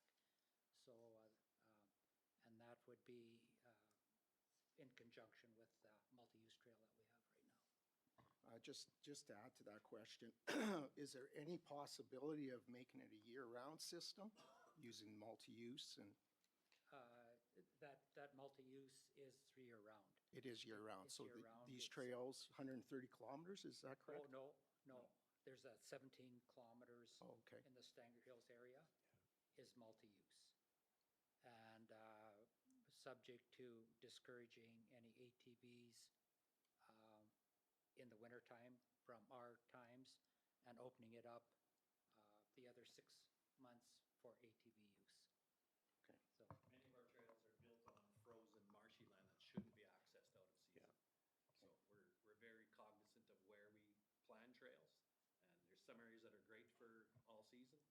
The majority of our trails are not. They're on winter-only trails. So just speaking to the multi-use in the Stanger Hills area there, when we started the multi-use project with the ATV club, because we work very much hand in hand, but yet we are two totally separate organizations. The trespassing for ATVs was just phenomenal, difficult with going through fences because they could not cross those swamplands. In that 17 kilometers, we put in over 80 drainage pipes and built a trail for ATVs, and it has just about eliminated the concerns and complaints of ATV use. Very heavily used, and we see the necessity to help the ATV club expand that system. And that would be the number 2 proposal. Thank you. So in addition, that Stanger one also allows horseback as well, right? It allows horseback Yeah. walking, and Yeah, and walking, it for would sure. be great if we could have more organizations involved in this Right. to promote it in that way, because it is a fantastic walking trail. Well, I've ridden it once on horseback, and it's you've done a great job out there, so I commend you for that. Yeah. One other question regarding multi-use, excuse me.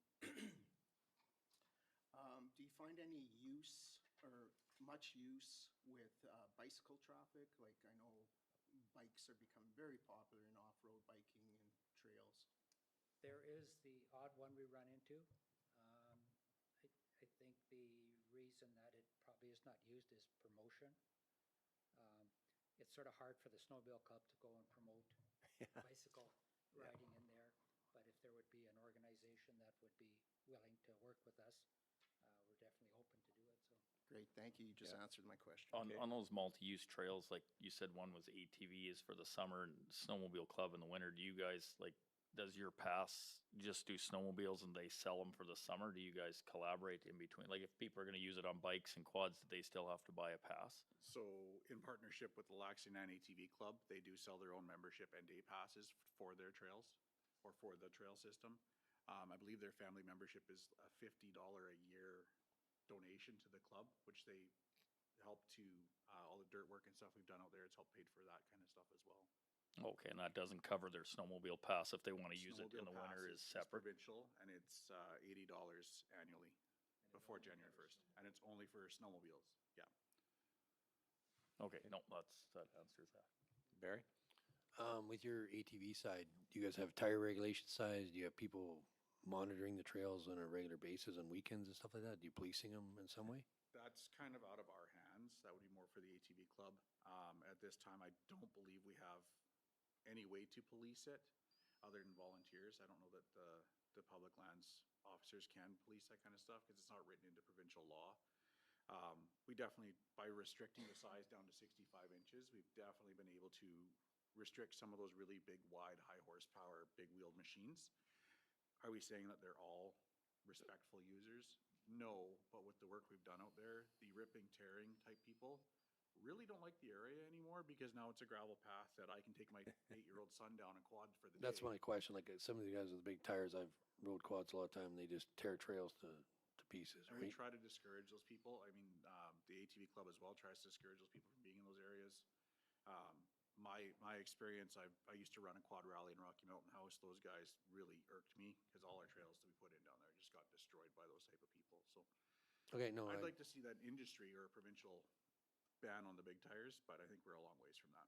yeah, I know. It'd be nice if they're only 28-inch, but. Okay, thank you. So I do have a question. You know, you're asking for us to approve the projects. I know you're not asking for funding. There was a map that we had. Could we get that map up there and you maybe, that it's really clear to all of us exactly which each project is that you're asking us to approve? Because I did look on it and, but I think it would be nice if all of council and if they have questions on, in case they didn't know exactly where it is. It's in the back of that book. I just opened the other presentation there. Yeah. It's this one here. Yeah. Which way do we need to go to slide number 5 or 6? What's that? Oh, there. Okay, there, it's up on the screen now. No, that's, just a quick, brief explanation on that. Yeah, that'd be great. Those are all the communities that are can be accessible to our trail system. Right.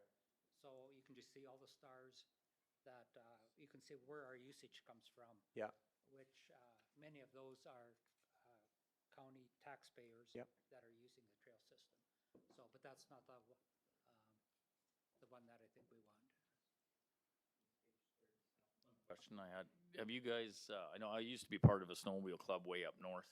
I know a lot of people always complain about the loud exhaust. Is that something is that enforceable nowadays to rip them off or like keep the factory exhaust on these snowmobiles? Cause I know if you live close to these trails, granted, you know, we all had loud exhaust back then. So, I mean, I can't, you know, fault somebody. Yeah, it's less and less of an issue provincially, that if you leave the OEM pipes on, they're fine. And the province, the conservation officers do have the ability to enforce the decibel levels.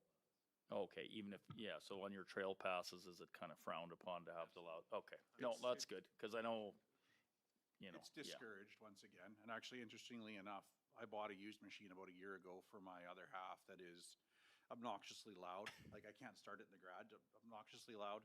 And I went to the shop in Spruce Grove, and they said they don't even sell cans anymore. They're over them. They don't even want to sell them anymore. So even some of these, modification shops aren't getting into the exhaust modifications anymore. No, I know that was always yeah, it was a big noise complaint, especially when the snowmobile club would have a big rally, there'd be, 1,500 of us and, Yeah, you know how it is. I do. Do you want to do each section separately, or you want to do the whole map? Well, you're asking, you've got three projects, right? And so if you could give us each one, so we've got a bit of an idea of what we're approving. Okay. So this is our priority 1 area, which is Right. up and around Rangeton. I'll let Marvin explain a little more because he's actually had foot traffic in there. Okay, so the brown line is our existing trail, which is on county road allowance, and much of it is in ditches, which is Yeah. very unfriendly to use. We have spoken to the land lease people in the green zone along the river, Yeah. which are willing to work with us and put the trail through there. There is literally a trail right now through there. But we do need, the blue dots are the county road allowances, and we do need approval from the county to access some of those environmental properties. So those are undeveloped road allowances. Those are undeveloped road Okay. allowances. All right. So there's no development in it at all, and that would enhance our trail system, Right. get it off the road, and get it on an incredible trail for winter use along the Yeah. river. So just a question on that then. That goes on, you have private property on each side. In all those cases, like where your blue line is, have you gotten approval by the landowners that they're okay with this? We have a verbal approval. The process right now is working with, and Chris maybe can explain, to get the access to the environment land. And Yeah, absolutely. And we've had a meeting with Alberta Forestry and Parks to get access to the provincial lands. One of the benefits we bring to the landowner is a lot of times they have trails and people riding through their property already. Yeah. Or across their property lines. We offer the landowner insurance protection. Yeah. Landowner crossing agreements with the ASA. So we bring them legal protection and we bring them a curated product rather than people willy-nilly riding here and there.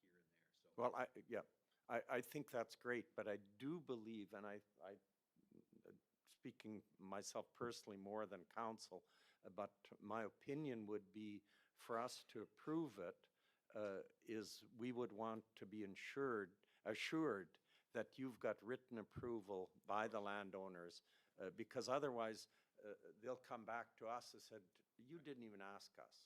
So just verbal, we can't make decisions on verbal that have come through a third party. So if we have written approval that the Wildmans are okay with it or Bambers are okay with it, then I think we can make a better decision. and that's the normal process. Yeah, Well, okay, good. I'm just gonna, I'm gonna interrupt.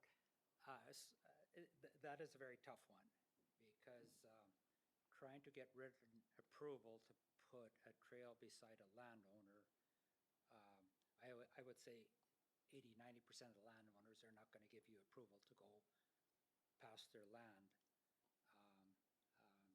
because of their self-interest. So trying to get approval from landowners without, we can go to landowners and say, we have approval from the county and from environment, and this is what's happening. We will address any problem you have with it, and work with you. But to go get approval from a landowner, it first is gonna be, I've been doing this for 30 years, and there's very, very few landowners that will say, yeah, go ahead and build a trail beside my property. And I understand where you're coming from,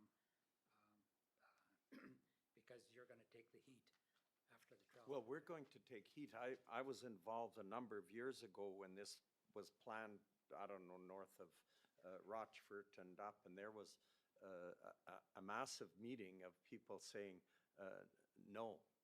And so it wasn't, I believe at the time, the county did not approve it.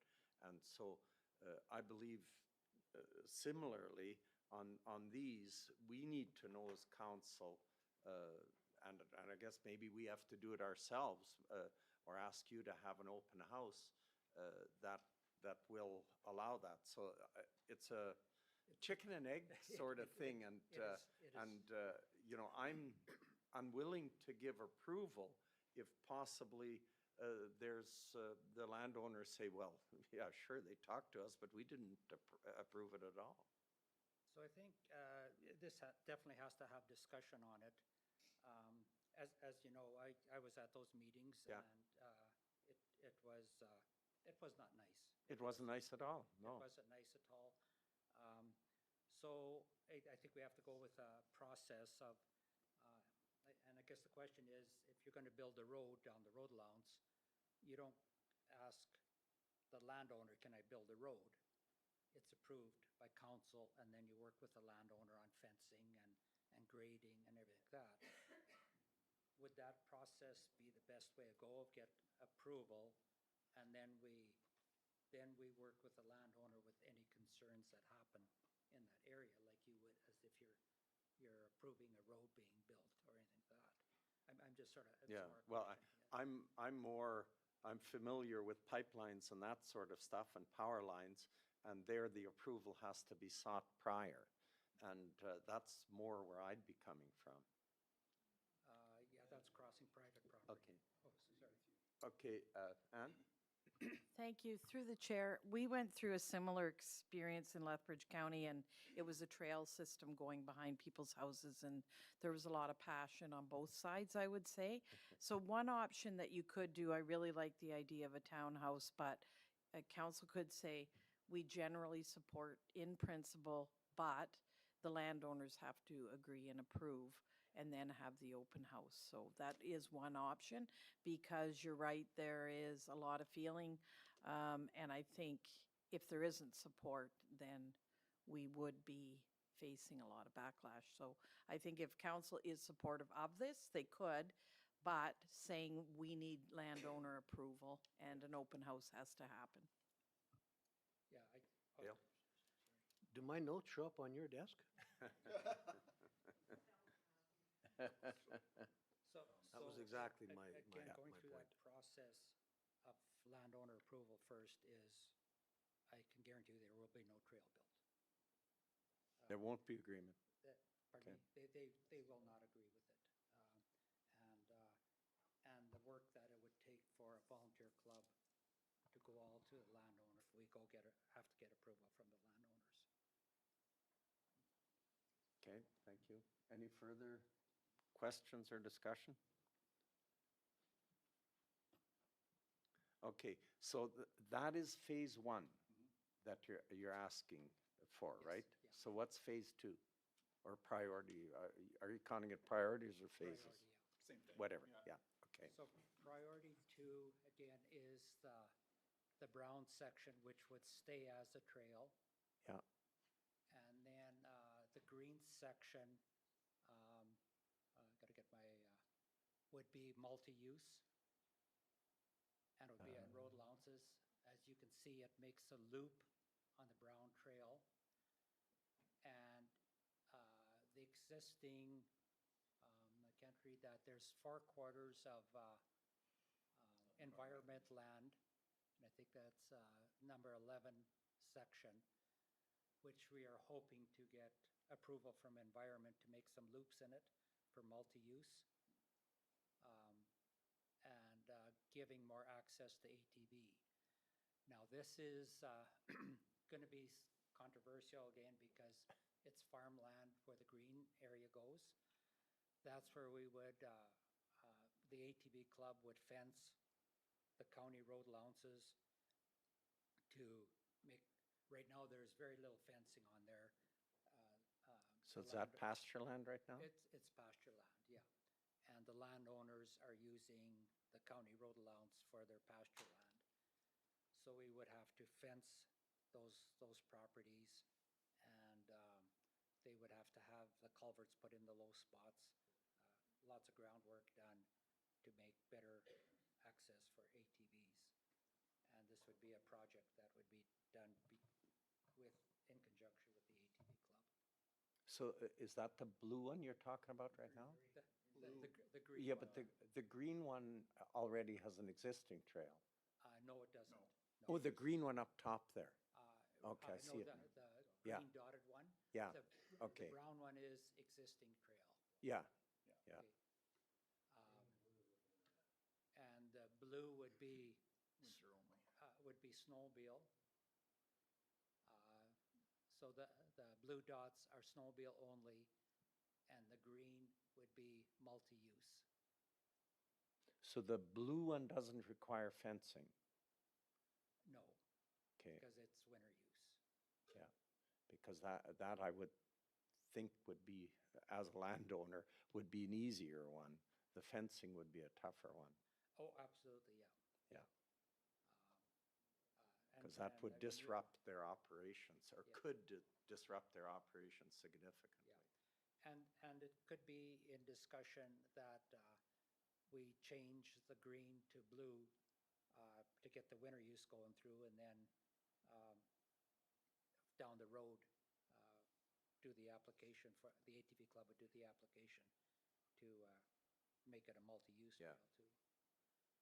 Yeah, and speaking as a landowner, I would think that would be much simpler to agree to, but to have ATVs run through your cattle herd isn't necessarily a good thing. Oh, no, that's where it absolutely has to be fenced. Yeah, but it buggers up your pastures and everything, so it's it's disruptive. It, 100%. Absolutely agree, yep. It is, it is always in discussion in there that, as you could see, all the dots on there were all the communities that we are catering to. Yeah. Say, well, I have the right to this road allowance just like that farmer does. And so there's always got to be negotiation between all those dot people and the farmer that has the property next to the trail. And who's the priority? Is the farmer the priority, or are all those other county taxpayers' priority to do this on county road allowances? And that's always a tough Oh, one. I agree, that's a discussion for sure. Yeah. Yeah. But obviously, you go talk to any of those landowners that are running their cattle. Yeah. There's no way that you're going to convince them that it's okay to put a trail on Yeah. county road allowance. But again, higher level, you have county volunteers providing recreational infrastructure for all your residents. So everything that's being brought to the table is at no cost. Oh, yeah, no, I get that, that's fine. Yeah, and it's a benefit for all. Yeah. So Well, it's up to you to weigh that greater good. yeah, except, I mean, I'll push back on that. So it's a benefit for all and detriment to one. Yeah. And so are we okay to have one person pay for everything in their detriment? I think sometimes we can't trot over those that don't have a choice. We got to also respect their opinion. So in the interest of time, because I know you guys are running late already, our third priority area is up on the screen here. Okay? This one is pretty much all winter use. You'll notice the blue dots are what we want to add. The black lines are the trail. So currently we run up north to Lassard Lake. We'd like to add a loop across the lake and through the campground, it looks like, and back down on the west side and bring it back down to connect with our existing trail. This would be our biggest kilometers we would add about 13 kilometers or 8 miles. And this is kind of we call this priority 3 or phase 3, but of course priorities and phases can always be juggled. Sure. Again, lots of private land in here, and we understand that obviously this county has got lots of landowners that are owning these quarters, and again, winter is definitely easier than summer. So, I mean, we're willing to work with the county and the other stakeholders to figure out which phase should be best for us. Just going to throw one thing in here. In phase one, we do not go past any resident buildings. In phase two, we do not go past any resident buildings. And in phase three, we do go by Lassard Lake. There are probably a half a dozen resident buildings we will go by. So impacting directly with Right, residents is right, very yeah. minimum. Yeah, that's important to know, yeah. Okay, any further questions? All right. Well, thank you very much for your presentation. I think it's quite helpful, and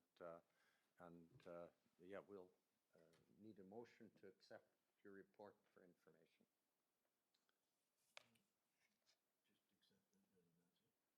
Well, Motion to accept the information. what's that? Okay, look at the options. Let's have a look. So just going back to the past council, has it, has passed this proposal?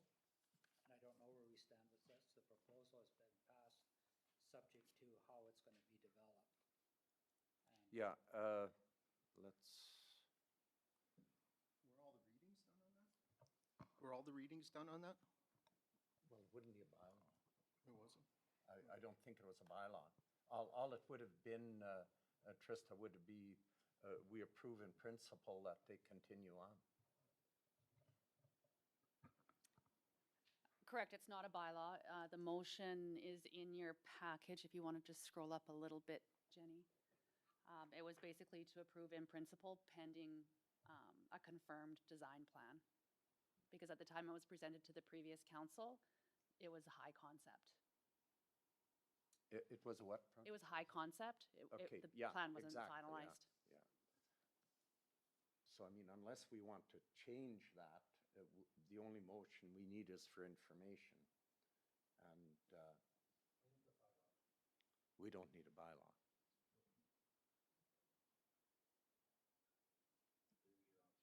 Okay, there.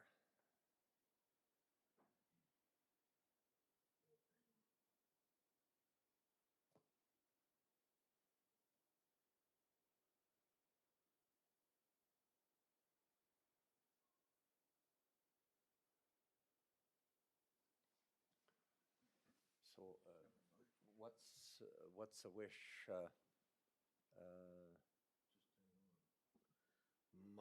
My package does not read what that says.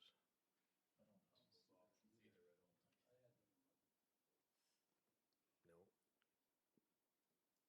My package has 3 options.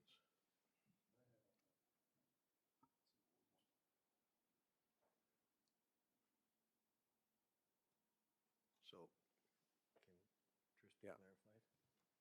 Trista? I see what you're thinking. I think I've confused you. So if you go to scroll all the way up to the top of your agenda, because what I did was I had included the agenda that was presented to the previous council, so you're looking at that instead of. So scroll right up to the very top. It's page 2 of 82. Correct.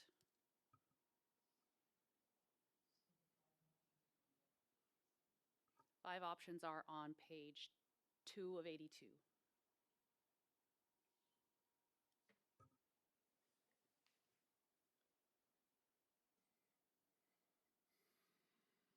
anyhow.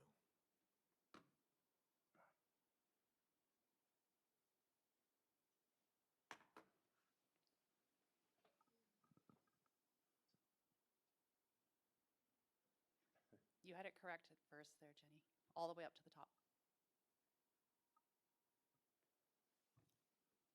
Oh, there we go. Okay, let's make that a little bit bigger so we can read it. Okay.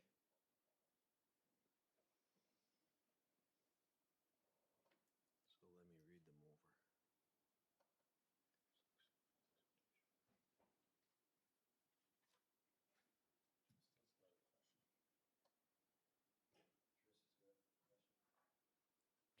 go down a little bit more so we can see, read the rest of 5.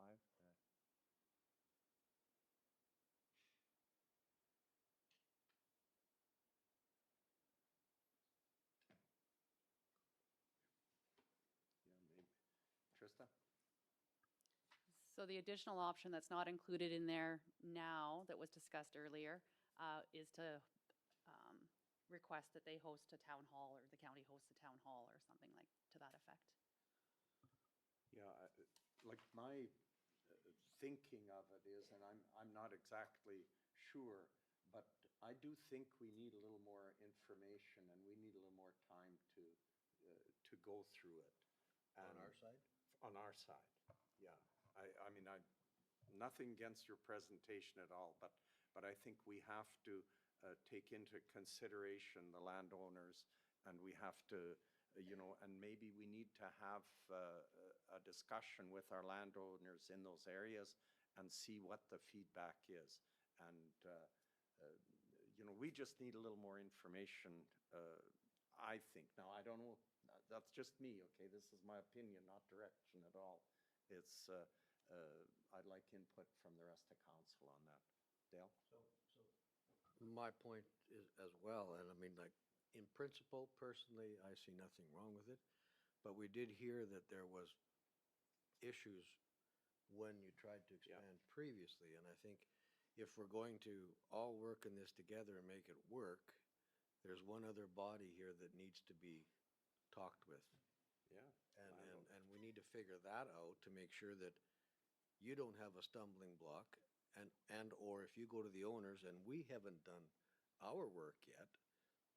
So I think that's a very good point. Yeah. We need to talk about this at our level and say, okay, Yeah, how do we move we're ahead? happy with this. Can we make this work for majority of people? I mean, well, obviously we can't stop a project for one, but if the majority is happy and the one or two that aren't happy, that get appeased in some way, I think that's a win for everybody. So I certainly wouldn't want to come out of the chute not knowing that we're at least going to have a good chance at winning. I don't That's my disagree. personal Yeah. opinion.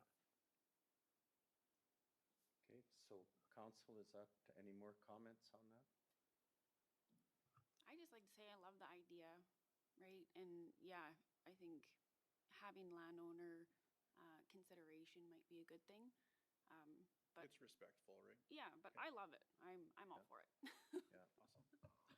I think Yeah, go ahead, Bob. I think you'd be a lot better off with working with these landowners and maybe even instilling like walking trails alongside of these snowmobile trails or biking trails, something to bring in other people than just snowmobilers.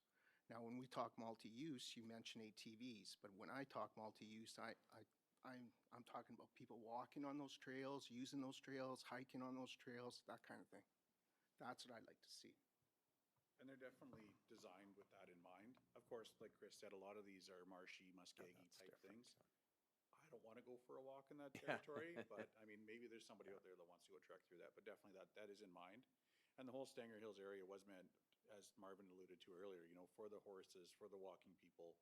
And, with the popularity growing on the e-bikes, definitely. I mean, if there was an e-bike group in this area, we'd be more than happy to see them up in there and have them helping lighten our volunteer load to maintain what's up there. So we have to, again, it becomes a separation because this group is just talking winter use and not any other type of use and snowmobile use, because there's no other use that can be incorporated with what we want to do. So, but once we go into the multi-use area, that one section multi-use, then we have more things that we can do. But as for the two areas of presentation would be 100% winter use and not feasible for any other type of application. Okay, any further discussion or questions? I was actually just gonna mention that, push through the snowmobile side first. It's less intrusive, and then show them what you guys have done with that. I don't think you'd have a problem pushing the rest through. I believe that could happen. I like the idea. I like riding trails too myself, and I think an e-bike trail would be pretty cool too.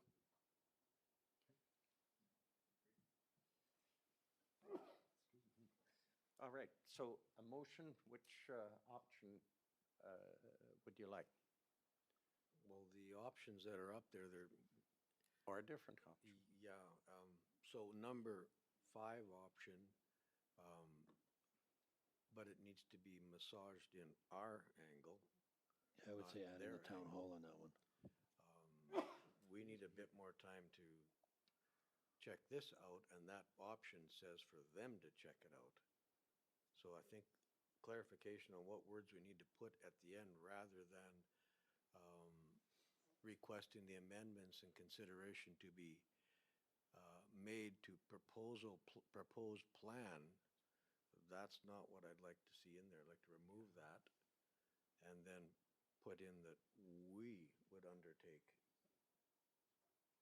a little more work on our end. Yeah. I don't know what type of words to put in there, but No, would you not add in that they should propose a town hall for discussion in there? And that's on them to do that, and then that would give us a lot more information from the residents as well. That would almost take care of both sides. so could administration come up with some right words for me? Yes. Oh, sorry. Just take out discussed and add coordinated with on the option 5. I think that would cover coordinating with council and then returning to council for further consideration. Yeah, I would agree with that. I would, this particular thing, there's some other development that I think we would put totally on the shoulders of the applicant. But in this case, I would be more inclined to say it should be in conjunction with the county that we do this. So it could even be a county meeting where you also present, that we would maybe be part of the presentation as well, and council might be, and that you would make a presentation, that we want it to be a meeting that is not a confrontational meeting. And that to me is the important, because a confrontational meeting is somewhat useless, because emotions drive everything. And I think something like this, we want to deal with it with facts, and that people are comfortable with what is done. Do you want to do it in the 3 phases or do it all in one? Well, I would actually, The number 1 phase would probably be quite simple because there's basically, I think, 1 landowner to really work with yeah. in phase 1. The phase 1 was the first one we had up there, the one just south of Sangaro here. Yeah, 2 landowners, right? 2 landowners, so there would be a very simple meeting. And there's no houses there, right? Yeah, probably we have to be in that area, the meetings would be like with them, and maybe it's just invite them in and we discuss it, I don't know exactly how to do it, but it can be done simply, and I just want it done in a positive fashion. Absolutely, and like you say, you want to do a presentation rather than concrete. Yeah, yeah. And I don't want to, by the same token, I don't want to push something on. I think we want to have real discussion, and our decision isn't made prior to that. So would be an agreeance then to separate the 3 sections and deal with each one separately? I think it'd be okay. I think that would be all right, sure. And we can try priority 1 and see how it goes, and we'll probably learn from that too. Jürgen? Yeah. Even if we just do something on site with those 2 property owners and you guys, Yeah. a couple of us from council have just that chat, Yeah. right? For priority 1.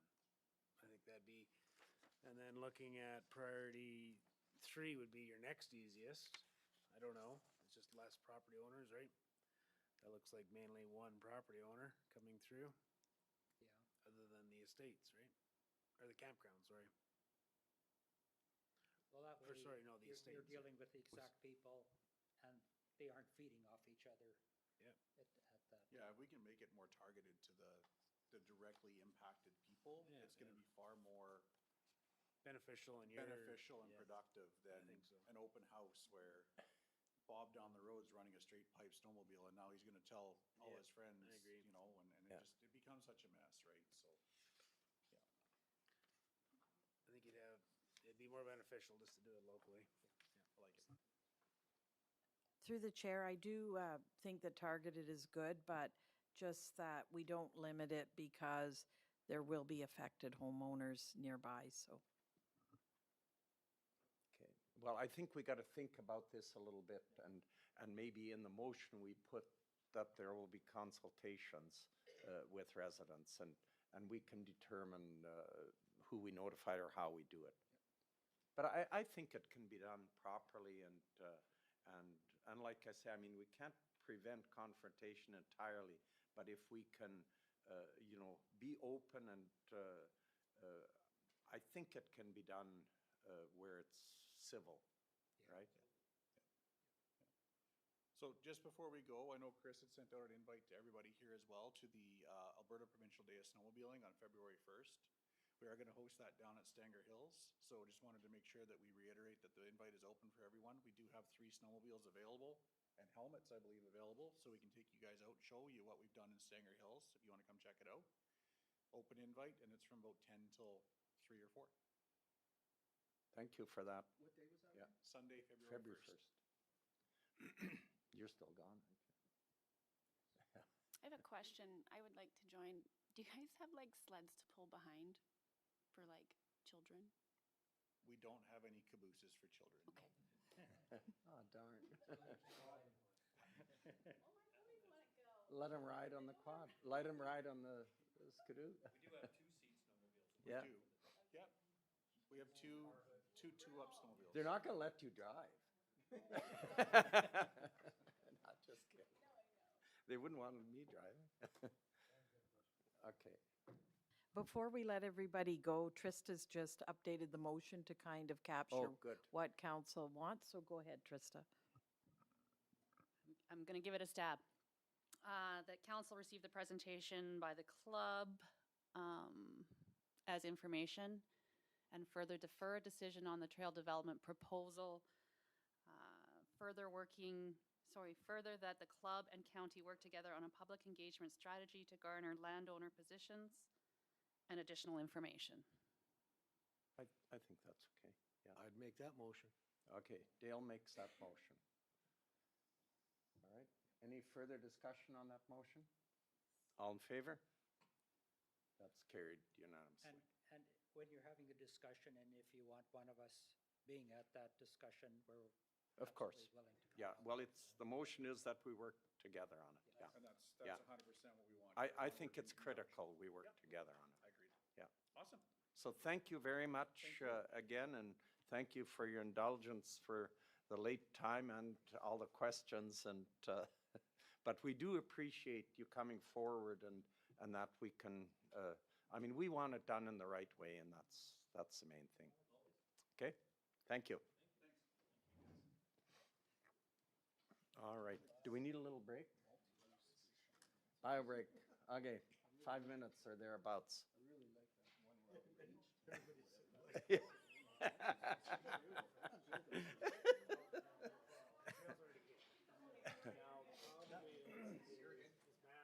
What's that?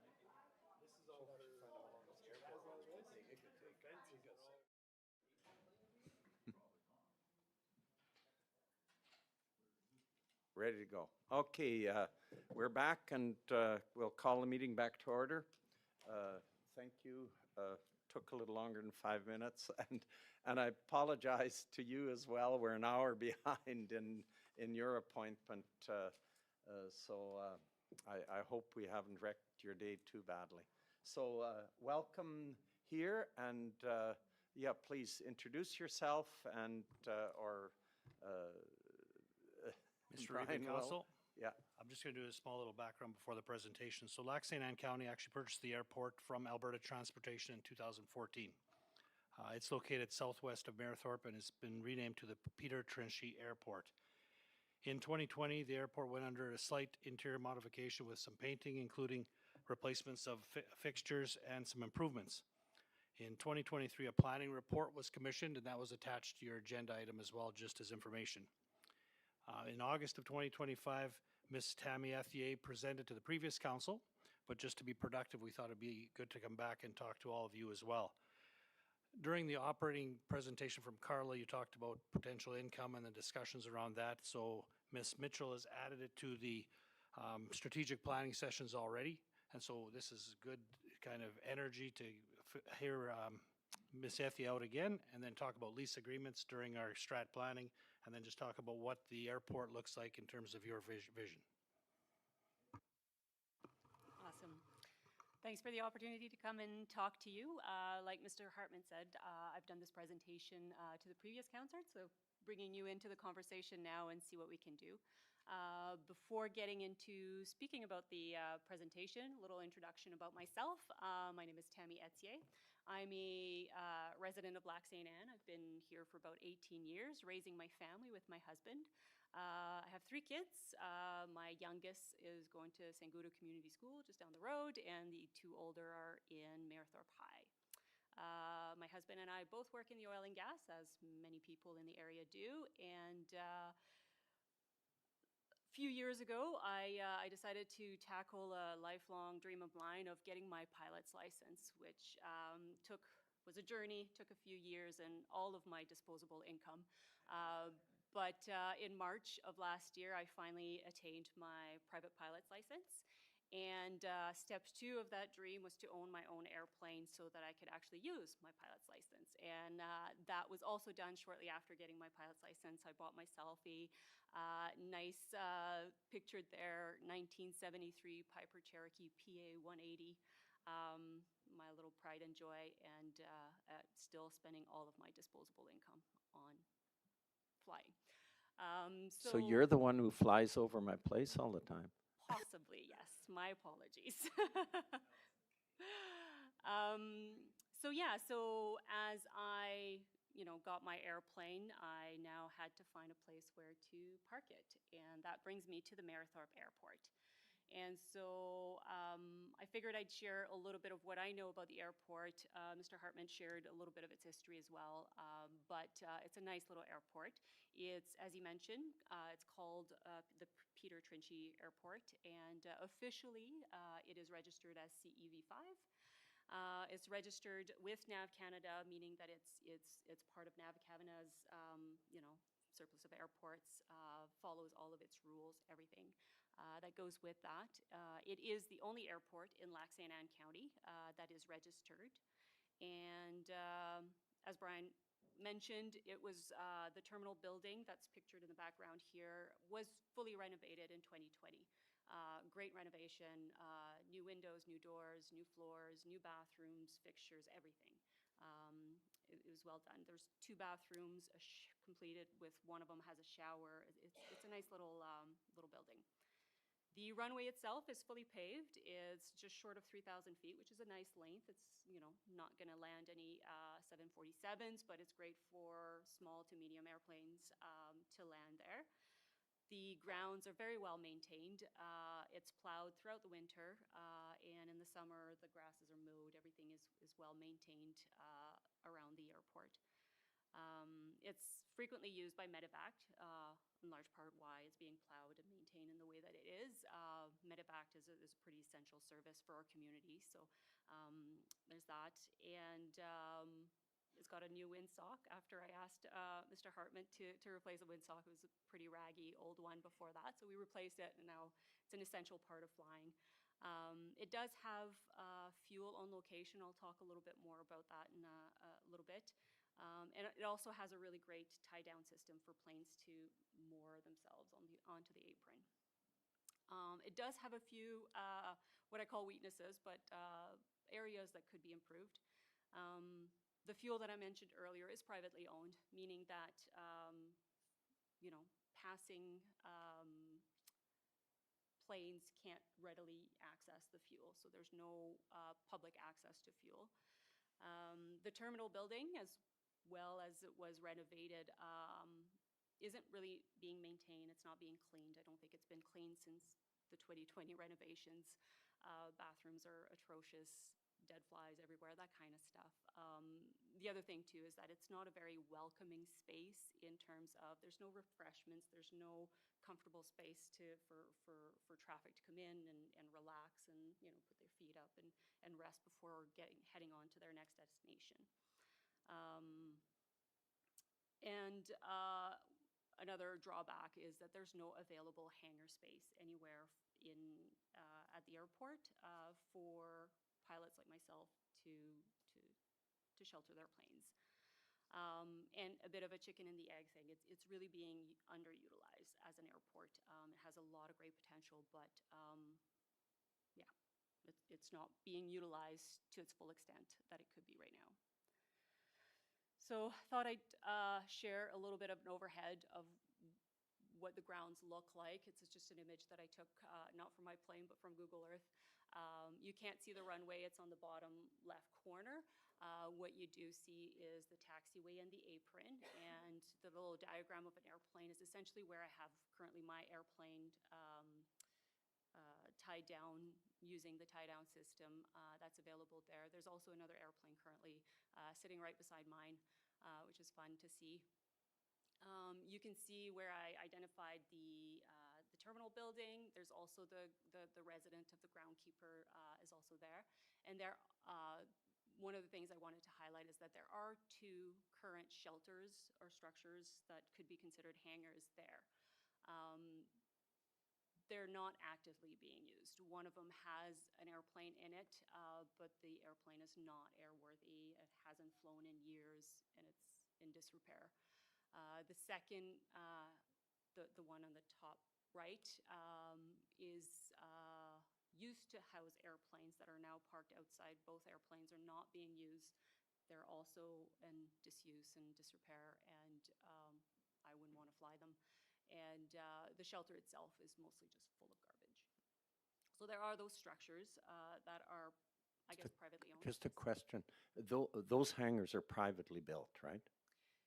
Yes, there's a little bit of a history there. So the airport used to be managed by the federal government, and then at some point it got transitioned to the local governments. And so it was transferred over to Lac Saint Anne. The hangars were built prior to Lac Saint Anne being responsible for the airport. So yeah, they're privately owned. Mr. Hartman can elaborate on the current lease agreements.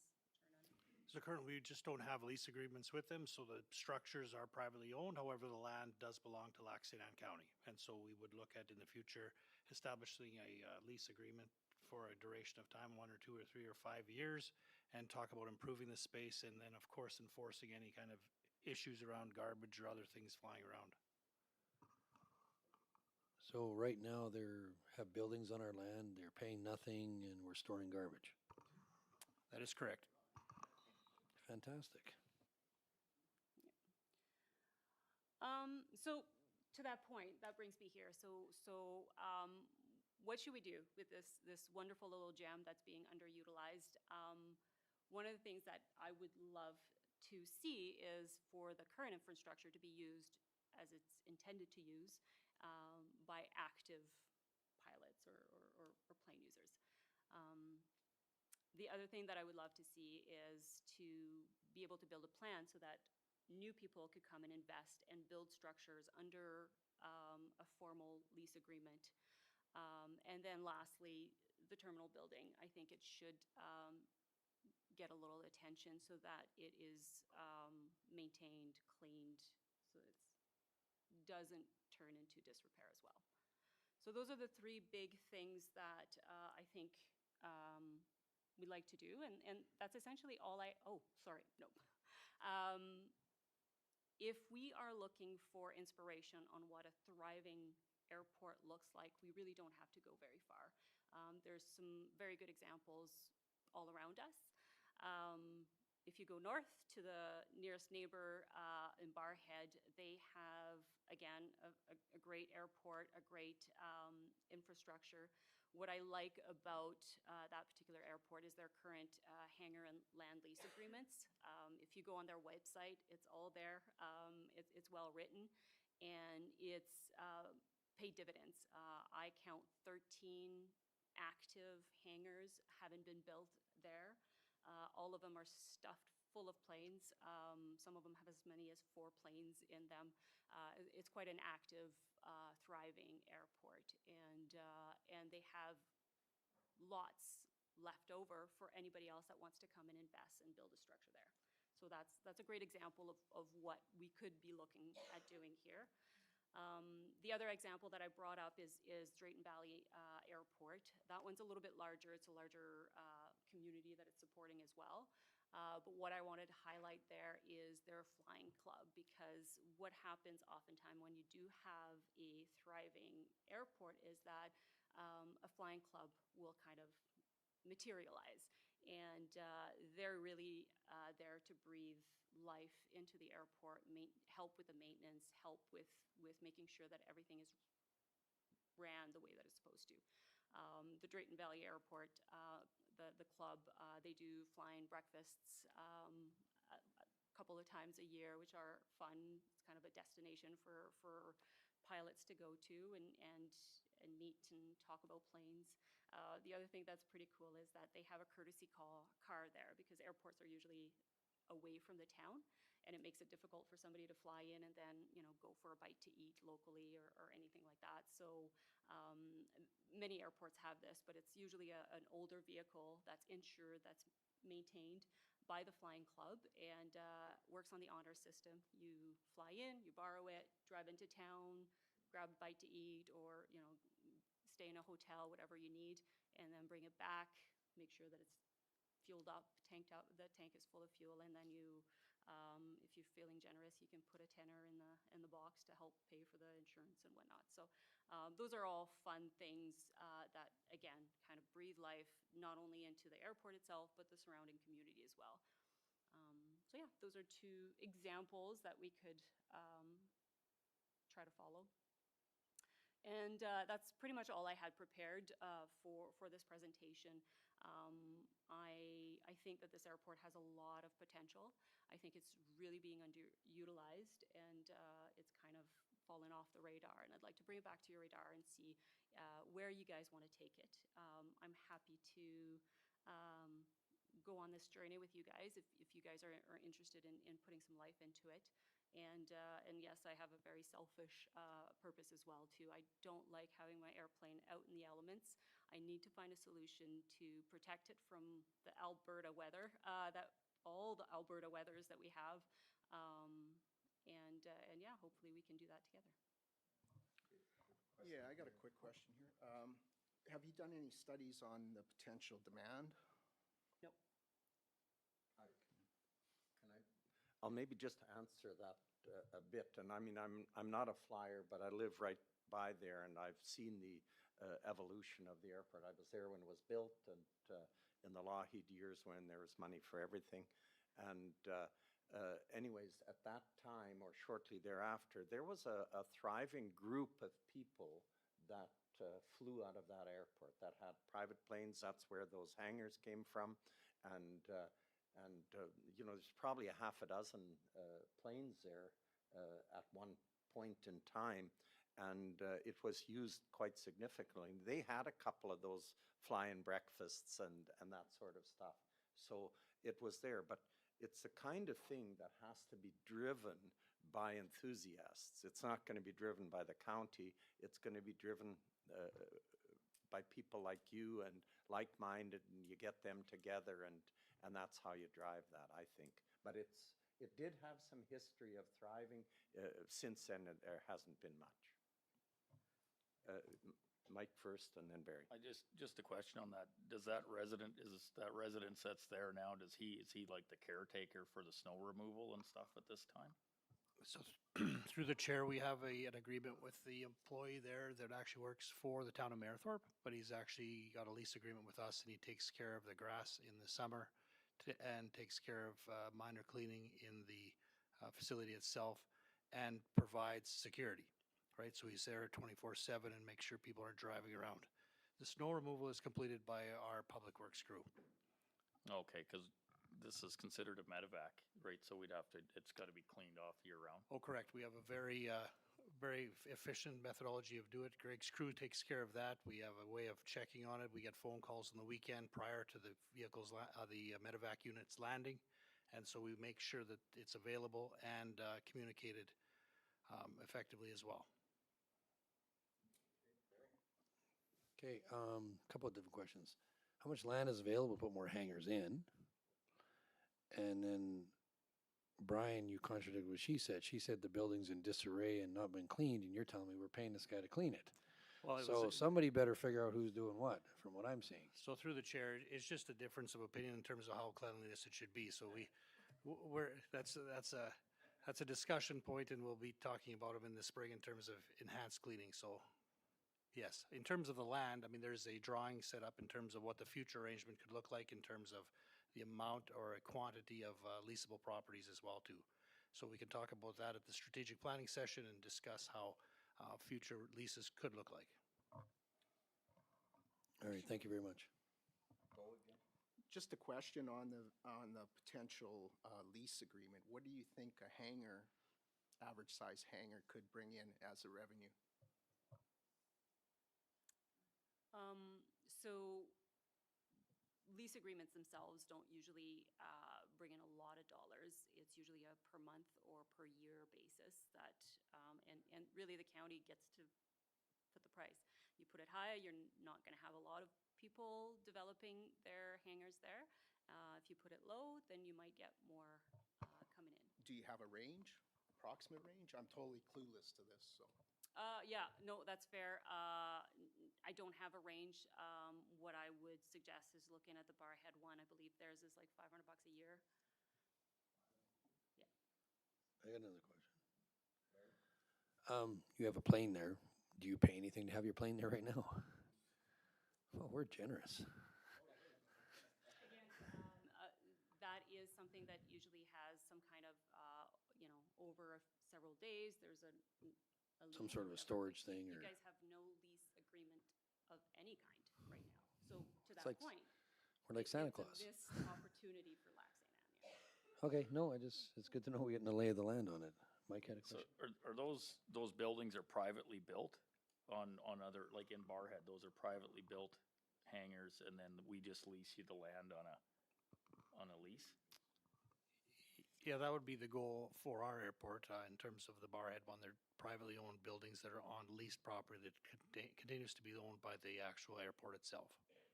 So that's the usual framework where you don't sell the land, you just basically let them build the structure on a lease. So once they decide to leave after, say, 5 years, they'll want to sell the actual building and the capital to the next person that would be lined up to lease that also owns a plane.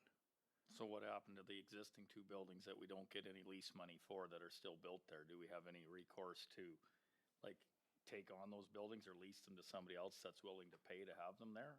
Yeah, so through the chair, I think we'll discuss that at the strategic planning session to discuss both the cleanup and then discuss how we want to handle the two current people that are there in terms of being respectful to what they have in terms of the squatting rights, and discuss how we could incorporate, say, a lease that potentially starts out with a smaller payment, but then ramps up after 3 or 4 years, and then they have to decide, well, now I have to really be serious. I mean, the decision is ultimately up to the 7 councillors and what we decide at the strat planning session.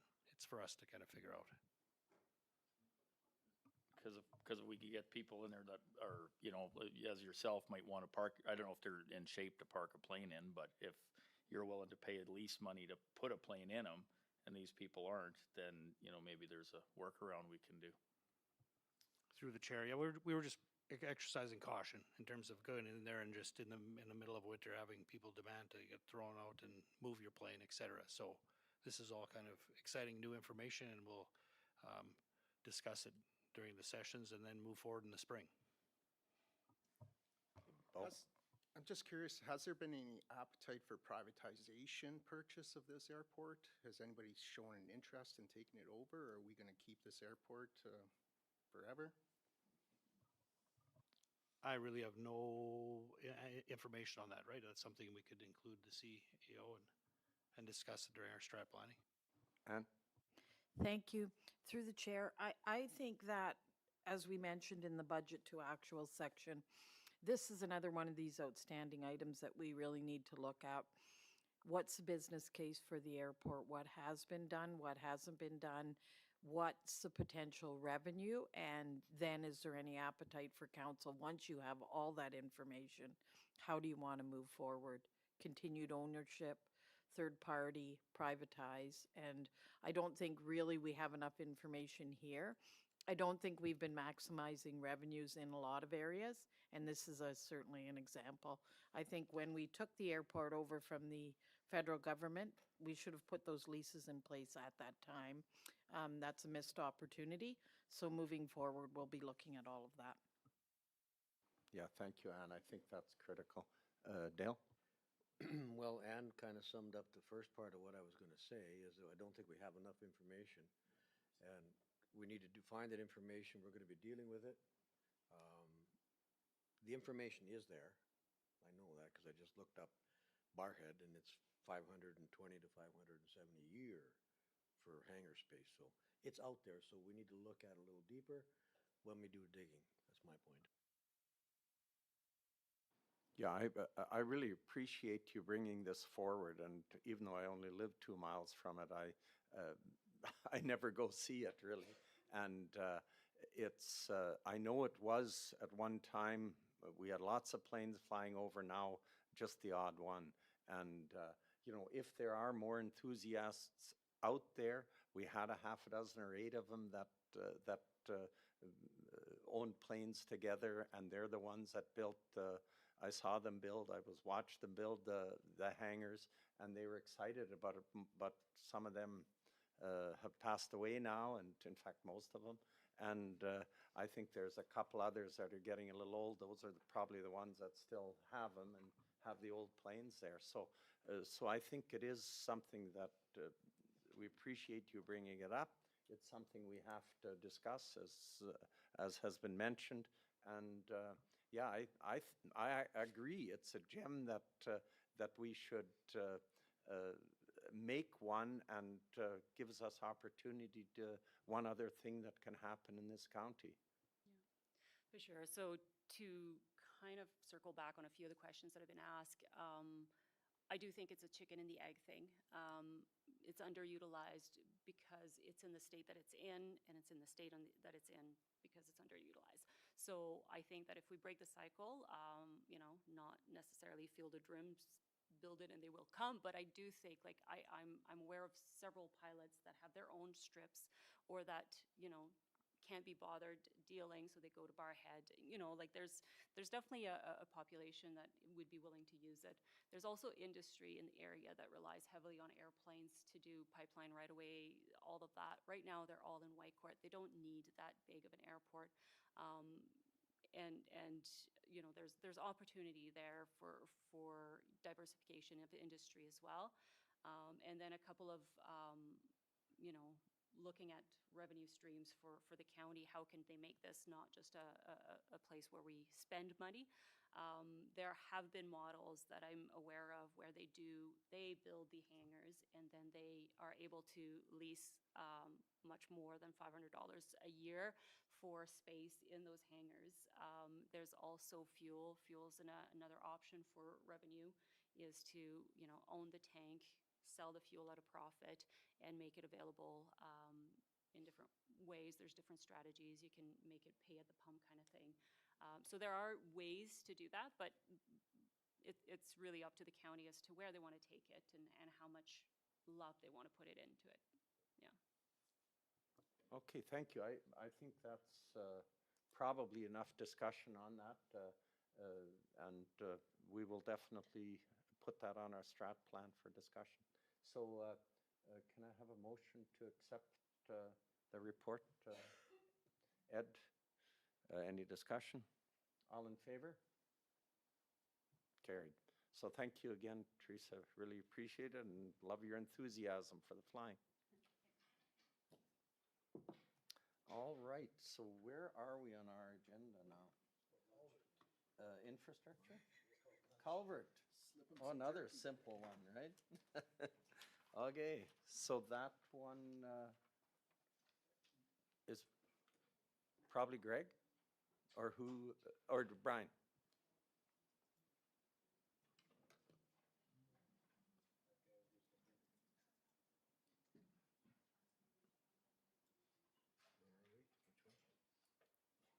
What's that?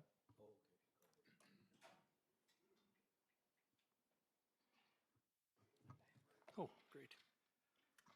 Good afternoon, Mr. Reeve and Council. We're presenting a request for emergent funding for a bridge along Township Roads 574. It's just west of the Mayerthorpe School. And in 1994, there was an original 900 millimeter diameter pipe. There was a CSP. And then following that, they installed a smooth wall pipe that was 1,200 millimeters. And in the fall of last year, we had basically the pipe pulled apart underneath and caused a permanent road closure for the actual road. Now this area has about 400 vehicles a day, has bus traffic as well too, and so is a high traffic area. And so it's below the threshold of our asset management plan. So we have a very robust 5 and 10-year asset management plan, but this is an emergent item, which is why it's coming before council as well. So one of your questions should be in terms of why wouldn't we wait till budget presentation? And we've worked with finance with Terry and Carla, and the two recommendations for funding are from grant funding. So that has limited impact on the discussions you'll have in terms of the tax increase or not increase. And so we're bringing it forward because we have land acquisition to take care of. We have issues around spring runoff potentially being held up on the south side of the actual road itself. And we're worried about the failure of the road in the spring. And so we're bringing forward a plan to basically get ready for all the approvals for land acquisition. We have 4 owners that are involved in this as well. So we've been in discussions, but as soon as they agree, we'd like the opportunity to be able to work with them and pay them the appropriate amount of money. And then of course to do the engineering design and tendering prior to spring and have the construction completed in spring prior to any kind of issues with runoff. So there's 2 pipes that are not functioning properly, a 4-to-1 side slope on the south side, which as soon as we start touching that area needs a complete re-engineering as well too, and about 15, 16, 20 feet of actual cut. So it's a major undertaking. We will upgrade it to now a 1,500 millimeter culvert, which now will be inspected every 3 years on our current cycle, and then will become part of our asset management plan of our 217 bridges, which we have in the county, and we'll keep track of this one bridge and make sure it now, as it moves forward, and it's now on our plan, and we'll watch it very closely. So with that, I'll entertain some questions, and we'll discuss. Okay, so I do have a question for you. You say it has to be done before spring, so spring isn't very far away. So what do you mean by spring? Runoff starts in April. Correct. And so we're basically wanting to, after this council meeting, if it's approved, to move forward with the engineering and tendering within the next 3 weeks and get the construction done right at the same time as spring starts. So that's why we're in front of you today. Okay, thank you. And the second question is, you're talking about land acquisition. I just talked to one of the ratepayers that is not prepared to sign off because of some other issues with the county. How do we deal with that? Through the chair. So we have 3 of the 4 that are willing to talk to us. The other one is a planning concern that we just have to do some communications with the town of Mayerthorpe. So it has to do with some land use bylaw issues with the town of Mayerthorpe. So we're hoping with our planning department, we can actually have some interaction and then it becomes a non-issue. And I think that's really important because it's gone on for a year and nothing's been done. So it's really critical that that discussion with, which I just found out about yesterday, that discussion between planning and Mayerthorpe is done. Absolutely Correct. critical. And through the chair, just without moving forward, we just don't want to make any commitments without having the funding available, correct? And then we'll continue on talking about this planning issue as well and trying to resolve that with the town of Merithorpe. And just for clarity's sake, and I don't want to correct, but when we say asset management plan, we currently don't have a really thorough asset management plan. We have components, and we have bridge plan, and we have road plan, but we still do need the overarching to see how these feed up. So I just wanted to make sure that's clear, because, you know, since I've been here, I've been repeatedly saying that we need an asset management plan. So we do have components, but we still need the overarching. Yeah, thank you. I think that's critical. Dale, or, okay. Barry then. So this budget you put for 525, is that to complete the project, or is that part of the project? Will that complete it? Through the chair, that includes every facet of the operations, including rebuilding of the road after as well, all permitting and land acquisition. Okay, so you still have to get tenders on this project, do you not? Through the chair, yes. So you know the number without getting tenders? No, we have a professional engineering company that has a really good estimating like procedure in terms of the quantities. And with competitive tendering, our goal is to bring it in at this price. So we still have to tender it, get three quotes as well. Okay. And do a competitive market. But we have to start somewhere in terms of what the estimated cost would be. No, I'm just curious. Are we doing the engineering on it, or the tendering people? Will tendering be doing the engineering, or we've done the engineering? Through the chair, so bridge engineering in the province of Alberta is a very specialized, and so we have a professional engineering company out of Sherwood Park that takes care of all the actual engineering for this. Okay, thank you. Thank you. Were there other questions? I thought I saw, no. Oh. Anyone else? Any questions? Bo? I might have missed it here in reading it, but has the grant funding been committed to? Through the chair, so if you look at the recommending funding model, you can see the actual Canadian Community Building Fund and the amount, and then what our $300,000 ask is. And it shows you the 2026 CCBF allotment remaining, $436,324.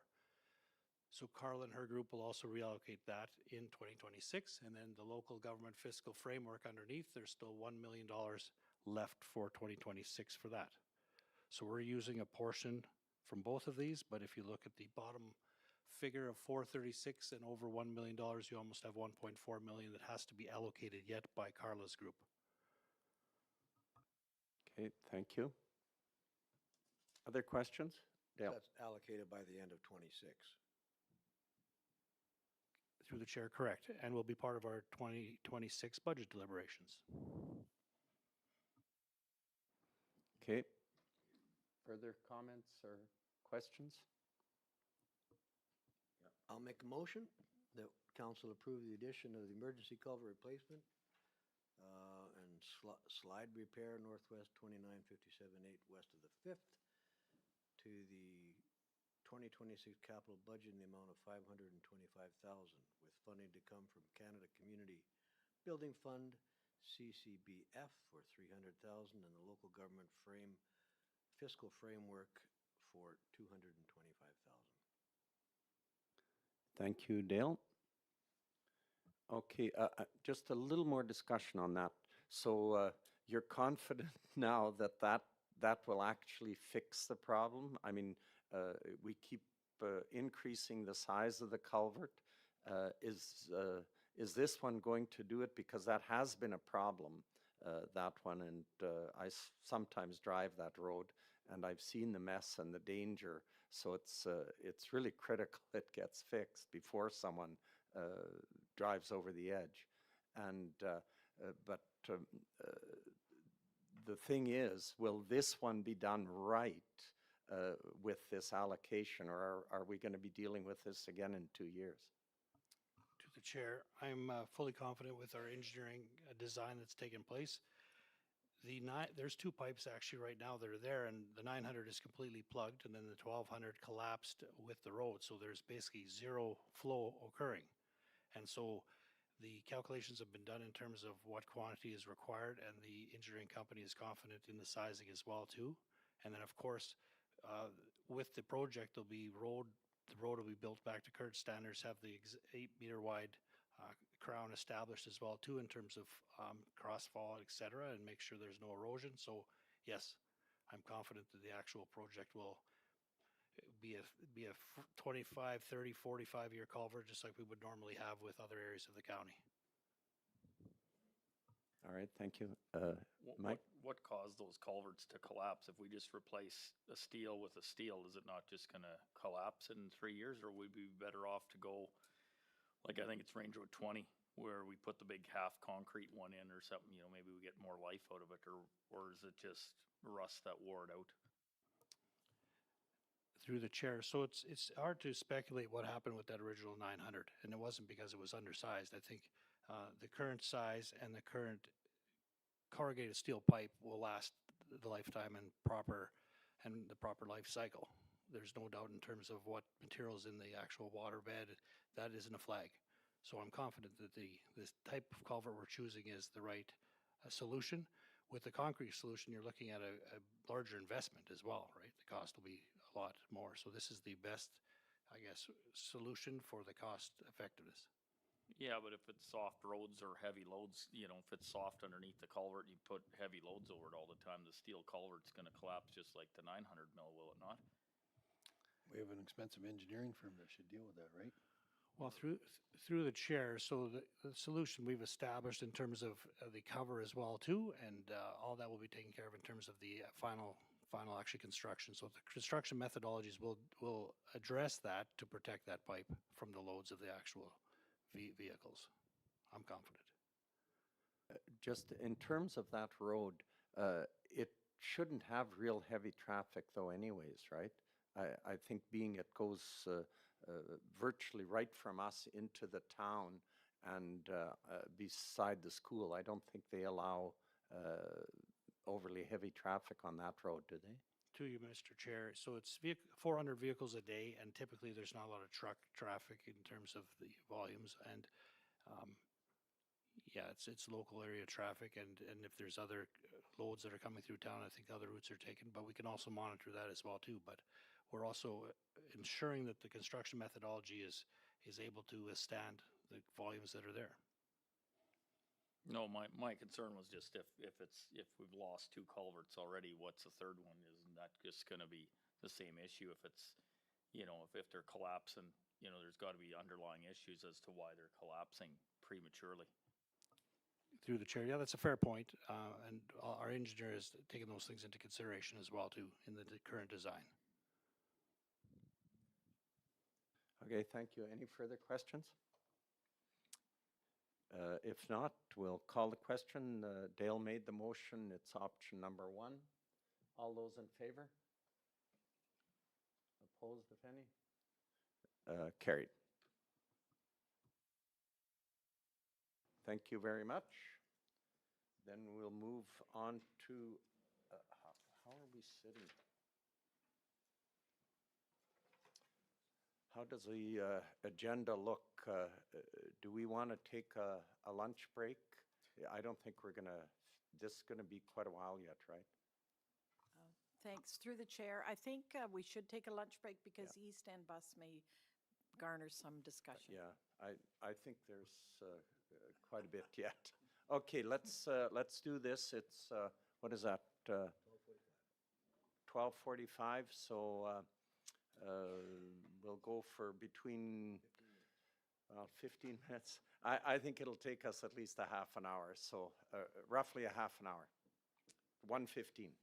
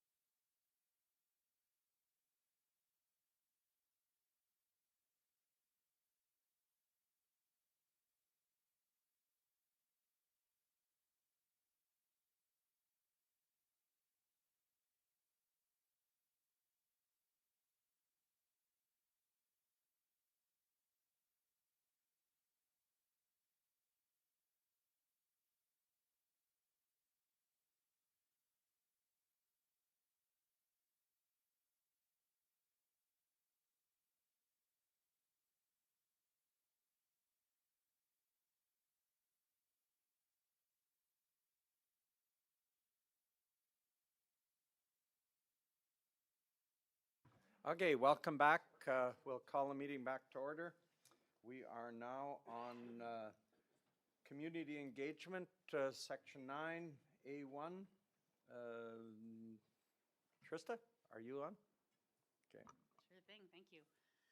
So the first item is a letter of support requested by the Coyote Community Association. They are looking to apply for a CFEP grant for amenities like tables, chairs, sound system, and they also noticed some drainage issues that they need to address. So they did ask for a letter of support with no funding commitment from the county. A copy of the letter is included in your package, and I'm just looking for ratification for the provision of that. Through the chair, I think that too, we heard the presentation from their representative today, and this is the CPAP grant that he is alluding to in his presentation. Yeah, thank you. And I'll add to that we sort of gave permission to that and it had to be done right away. And so we approved verbally, and so this is just ratifying the work we done. So it's done in public venue. So would someone make that motion, please? Barry? So which motion is that? Number 1? All right. Any discussion? All in favor? Carried. Thank you. All right.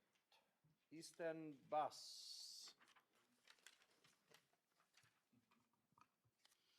Thank you again. So the county received a request from the East End Bus Society to increase our financial contribution to their program in the amount of $5,592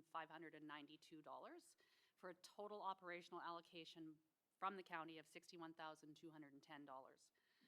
This is based on a per capita increase. So the current funding formula is $678 per capita for the service area for the East End Bus.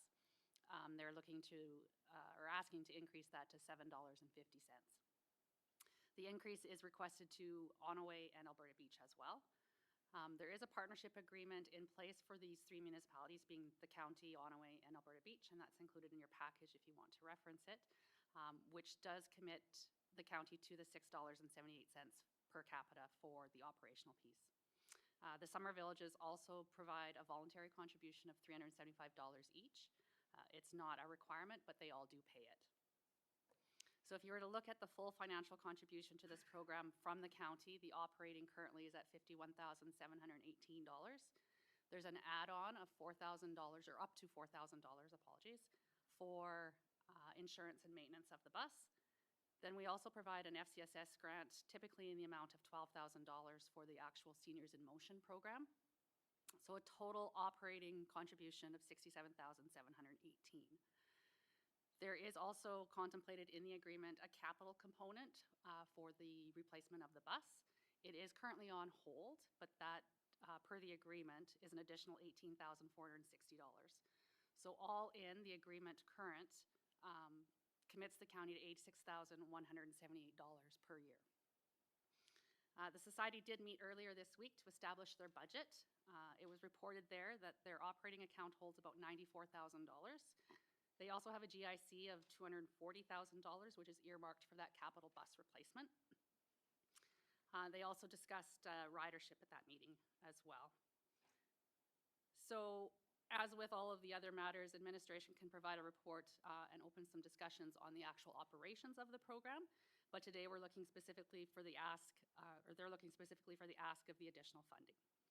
Administration is recommending to council that we not approve additional funding at this time until we have an opportunity to look further into their budgeting and operations. Excuse me.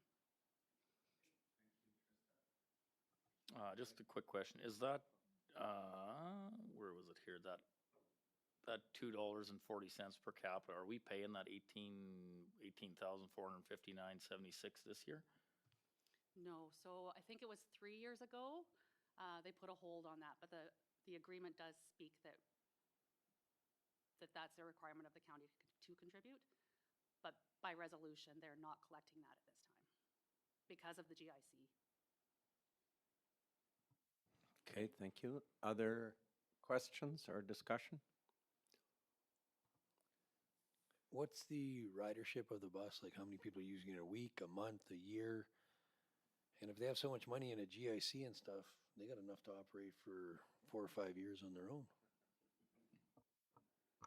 So the GIC is earmarked specifically for the bus replacement, so that's the $240,000, but they do have $94,000 in operating. What kind of bus are they buying?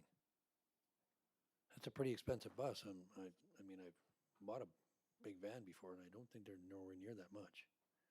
I don't recall what their last purchase was, but I do know that the West End bus just recently purchased one for $83,000. Well, there you go. Without a wheelchair lift, but. Yeah, okay. Okay, go ahead, Dale. The West End one was used, was it not? It was. So, just in the calculation, if that was used at 89,000, just quick calculation, it's 160. But it's still less than 240. Correct. Okay, go ahead, Trista and Dan. Just Trista raised some really good points. Myself and Councillor Dirksen were at the budget meeting, and just the GIC and the surplus is extremely healthy. Also at the Reeves meeting, the Reeve and I talked about maybe the east side bus looking at the west side and how the operations are and what are the comparables and what are they doing in comparison to the east side. So there's also some continued conversations, I think, that should be had. Another question, could we consolidate them? Like instead of having, two separate societies, I know they're further apart, but I mean, I believe the West End has got 2 buses, the East End's got 1, and it seems like, and these buses that they have don't really suit the needs of the medical trips either. That 11 passenger bus isn't really being utilized for medical trips was my understanding. It's kind of a scheduled once a week trip is what they use it for. So there's a lot of questions if administration could bring that forward. What costs are used for medical trips? What costs are used for excursions? I had a lot more questions, after that meeting than before. Barry? Jurgen had brought up a while back, there's a gentleman running a business out of Mayerthorpe that actually does the same services, and it's funded by AHS, I think you said? As I understand it, he just started the business, and he isn't funded by HS, but HS pays for most of the residents that he gives trips to. If they're eligible, if it's eligible transfers or something like that, then he gets paid by AHS. But sometimes if you're not eligible, then the individual would pay themselves. But it is a private service there that our West End bus service couldn't do. And so he is filling that niche, and hopefully he's successful in doing it. Just to answer a couple of the questions that were posed, the current ridership for 2025 for Lac-Saint-Anne County residents is reported at 198 patrons. So that's both East and West End bus combined? No, that is just the East End. East End. That's not Okay, even thank 10, you. that's barely 10 a month. 12, 15 a month. And then, yes, it was a recommendation at the Reeve and Mayor's meeting that some discussions happened between the East and the West End bus to do that comparison of the service deliveries and what's working and what's not on either end, and to report that back. Because as it sits right now, I believe we fund about 40,000 more for the East than we do the West, but you said that was due to Mayerthorpe and stuff paying a little more than the Onaway is smaller, I guess, and Alberta Beach is smaller, so we pay the lion's share over there. We also pay the lion's share on the West End as well, but there are different funding. So on the West End, it is a partnership between Woodlands County, Town of Mayerthorpe, and Lac-Saint-Anne County. Woodlands and Mayerthorpe each contribute 25,000, and then we contribute 50,000. So it's 50, 25, 25 split. On the East End, it's a per capita, so it's a different funding model. Do we have any history why they switched to per capita instead of just doing the flat rate? Or what was the idea behind that? One is one way, one is the other. Is there a reason why they're different? Just because they're two completely separating bodies. But I think it was 2023, the East End bus started looking at their funding formula. It hadn't changed since its inception, I don't think. And the original funding formula was based on the budget that was built at that time. And then just broken out on a percentage. And so with the increase in the budgets as they go based on that percentage, it just wasn't working favorable to the county, really, because it just went up by the percentage of whatever the society was setting as the budget. So when are the agreements up for renewal for east and for west? Probably yearly, or?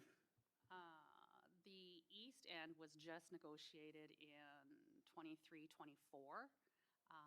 There is no termination date on it, but there is opportunities to review withdrawal on certain dates. So there's no end date on that agreement. The West End bus, similar, doesn't have an end date, but there are opportunities to open the agreement at any time by any municipality to negotiate.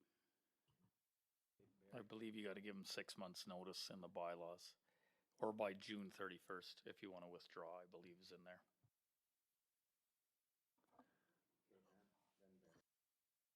Just one thing to consider too, I can't remember the name of the organization, but the town of Onaway is looking to enter into a pilot project with a different bus, and the Chateau, I believe, is the organization. And that may affect the East End bus and the ridership as well too. They haven't been guaranteed that they will be successful, but they have applied for it. Thank you. Barry? Talking with Mike, he's saying that some of these buses are used for field trips to go to casinos and other places. Have we decided to do a usership fee when they do that sort of thing, or is it just a thanks for coming out? No, there is a fee charge. So both the West End and the East End bus offer a Seniors in Motion program, I think is what it's called on both ends now. But that's essentially what it is. It's a social outing to different venues throughout the province. They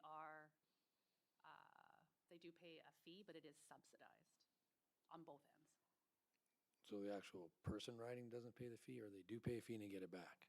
They pay a portion of the cost. They pay a percentage, like most trips, most of those excursions are anywhere from 35 to about 60% covered by FCSS money, I believe, if I looked at the budget right.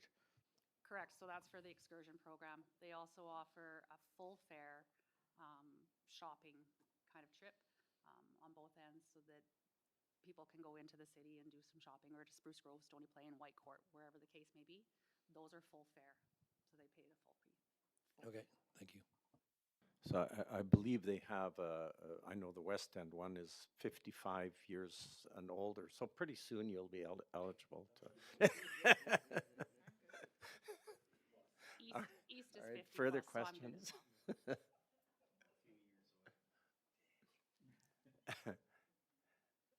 All right, so what's your wish, council? Recommendation by staff is to refuse it for now, and then I don't know what, I haven't read the motions lately, but are you moving, Mike? You were recommending option one, I think just leave it at the 2025 level, and then that gives us more time to review if you guys can get us information on, I'd like to see a breakdown of the medical trips and, see where we're at, because I mean, I believe they rent the bus out for $4.50 a day or something like that. I don't think they're getting a whole lot of traction for people to rent it. So maybe we can look at cost analysis between their excursion trips and their medical trips and whatever else they do with the bus. Because, yeah.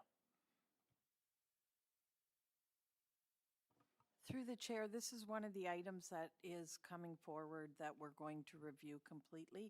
And I think we have to follow up on the recommendation from the mayor and Reeves meeting that they have a conversation with the West End bus too. But this is one of these overall ones that we'll be looking at business case wise to see the cost, and we'll take those items that you're requesting into consideration too. For sure, make sure we're actually meeting the needs that is required of it, right? Okay, thank you. Any further discussion? If not, call the motion. Option one, moved by Mike. All in favor? Carried unanimously. Okay, that moves us into administration, A1, bylaws, so we'll start there.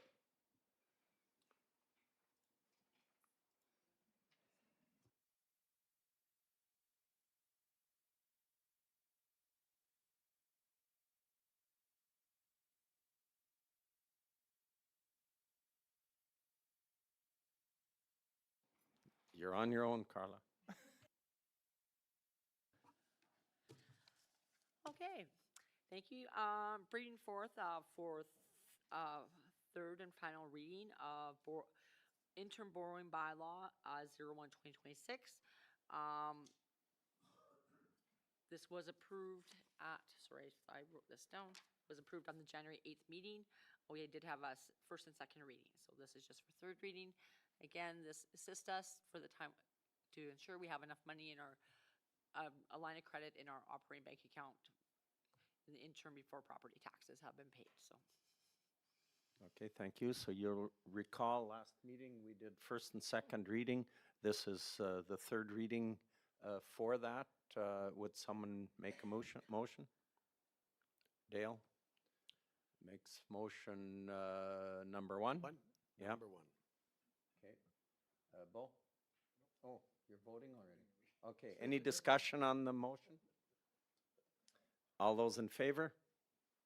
The motion's carried unanimously. All right, bylaws 02/2026.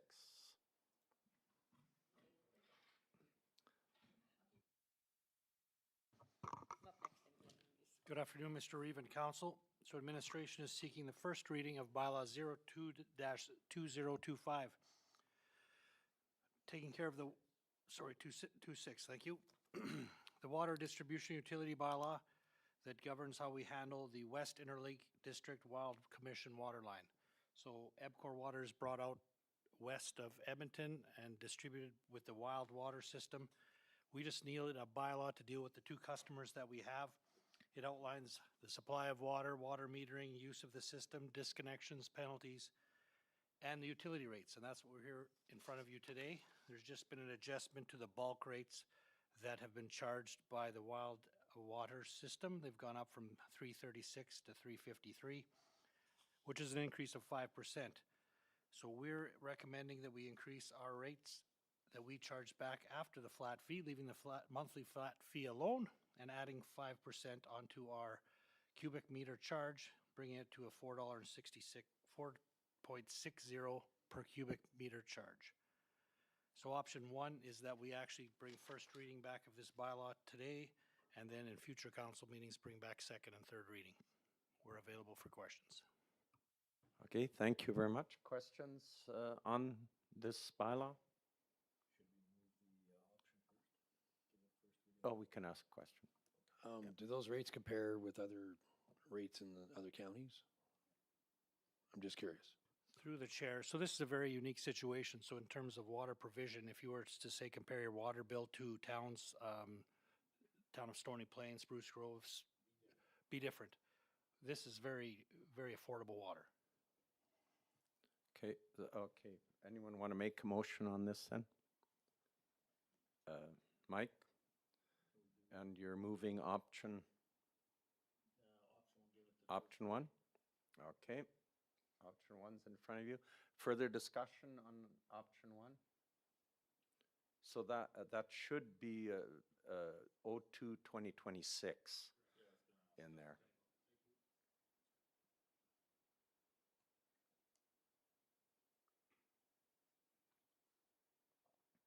Any discussion? Can we talk a bit about it, or no? Well, yeah, I'm asking for discussion, yeah. I just did a quick comparison for you, Barry. In Edmonton, the average cost of water per cube is $4.97 to $5.89, based on a variable amount, so just for your information. Any other discussion? If not, we'll call the question. So that's for first reading of this bylaw. All those in favor? That motion is carried. Thank you. Thank you. All right, next would be the property tax penalty relief policy. And Carla, that's you? All righty. Okay. At the January 7th Governments and Priorities meeting, administration brought forth for council just a new policy on the tax penalty relief. So we've done,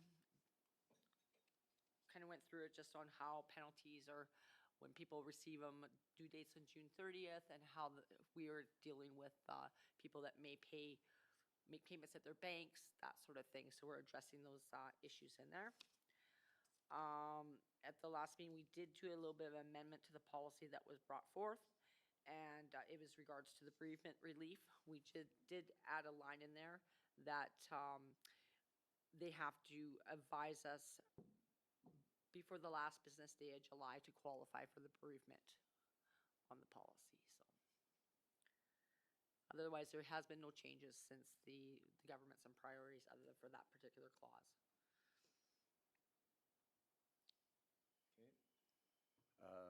Discussion on that? If not, does someone want to make a motion? Bo, option 1? Yes. Okay, so this is policy, so this doesn't need 3 readings. Any discussion on that? All those in favor? That's carried unanimously. Thank you. Okay. Next is, we did number 4 already, so now we move on to county manager. Trista. All right. Ag Service Board.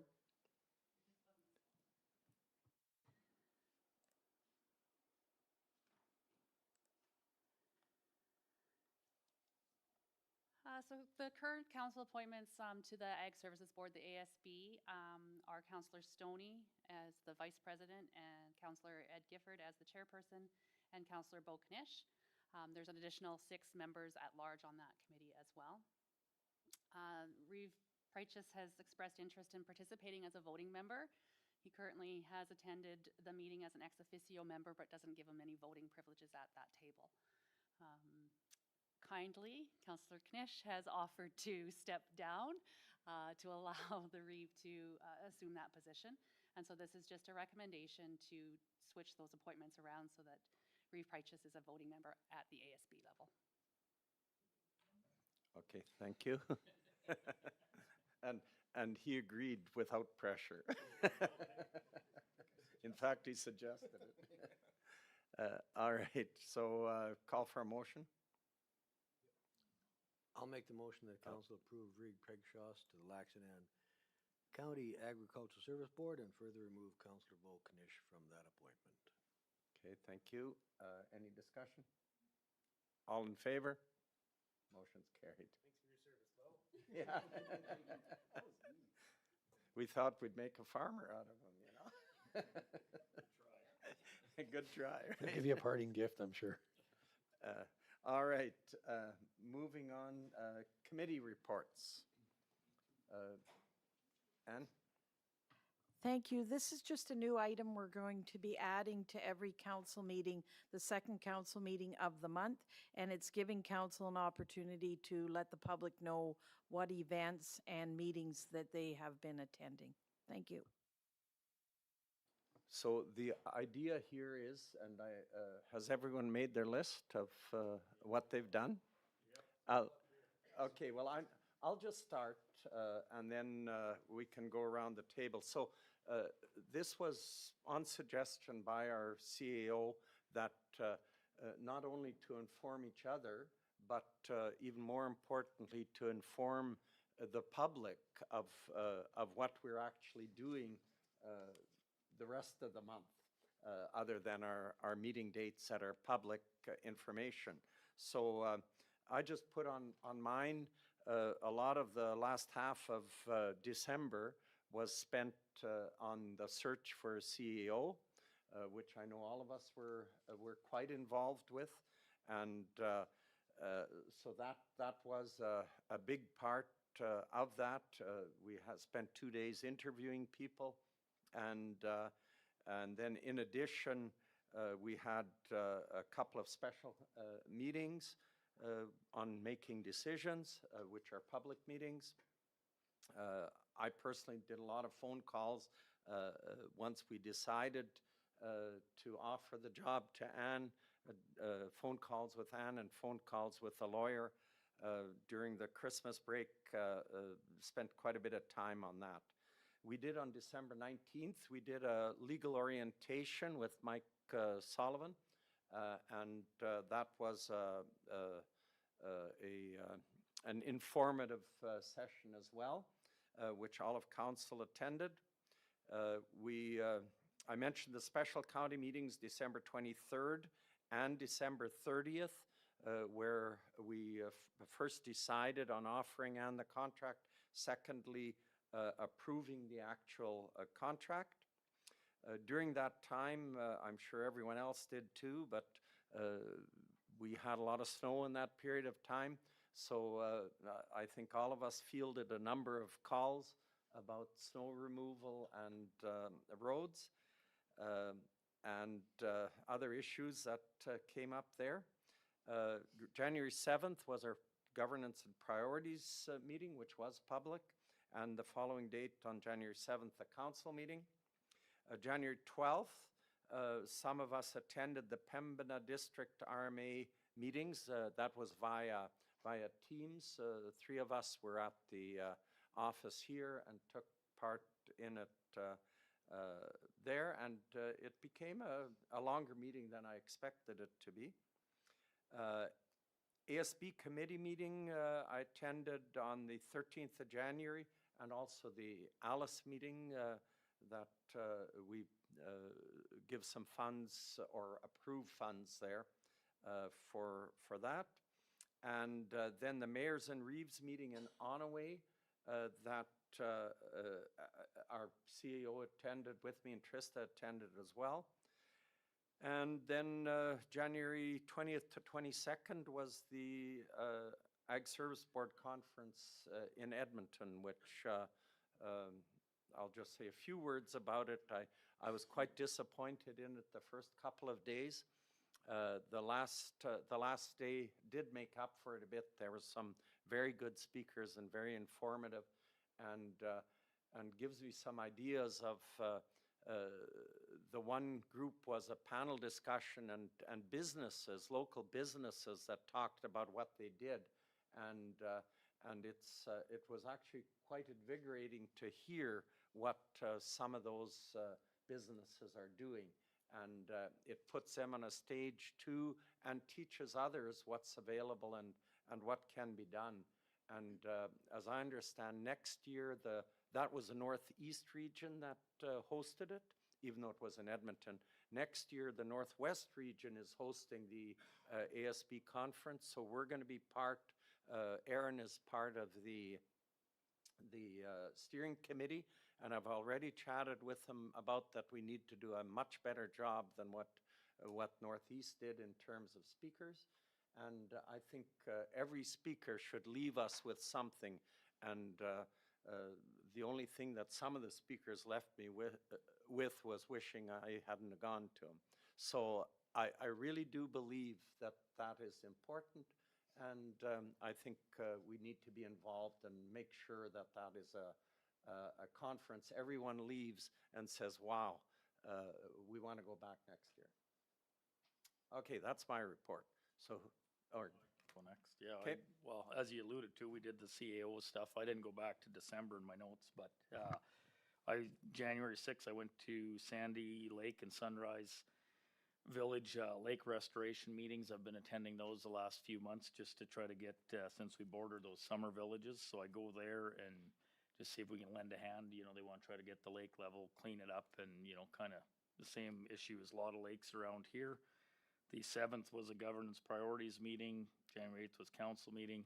And I did attend that meeting via Zoom to the Pembina River.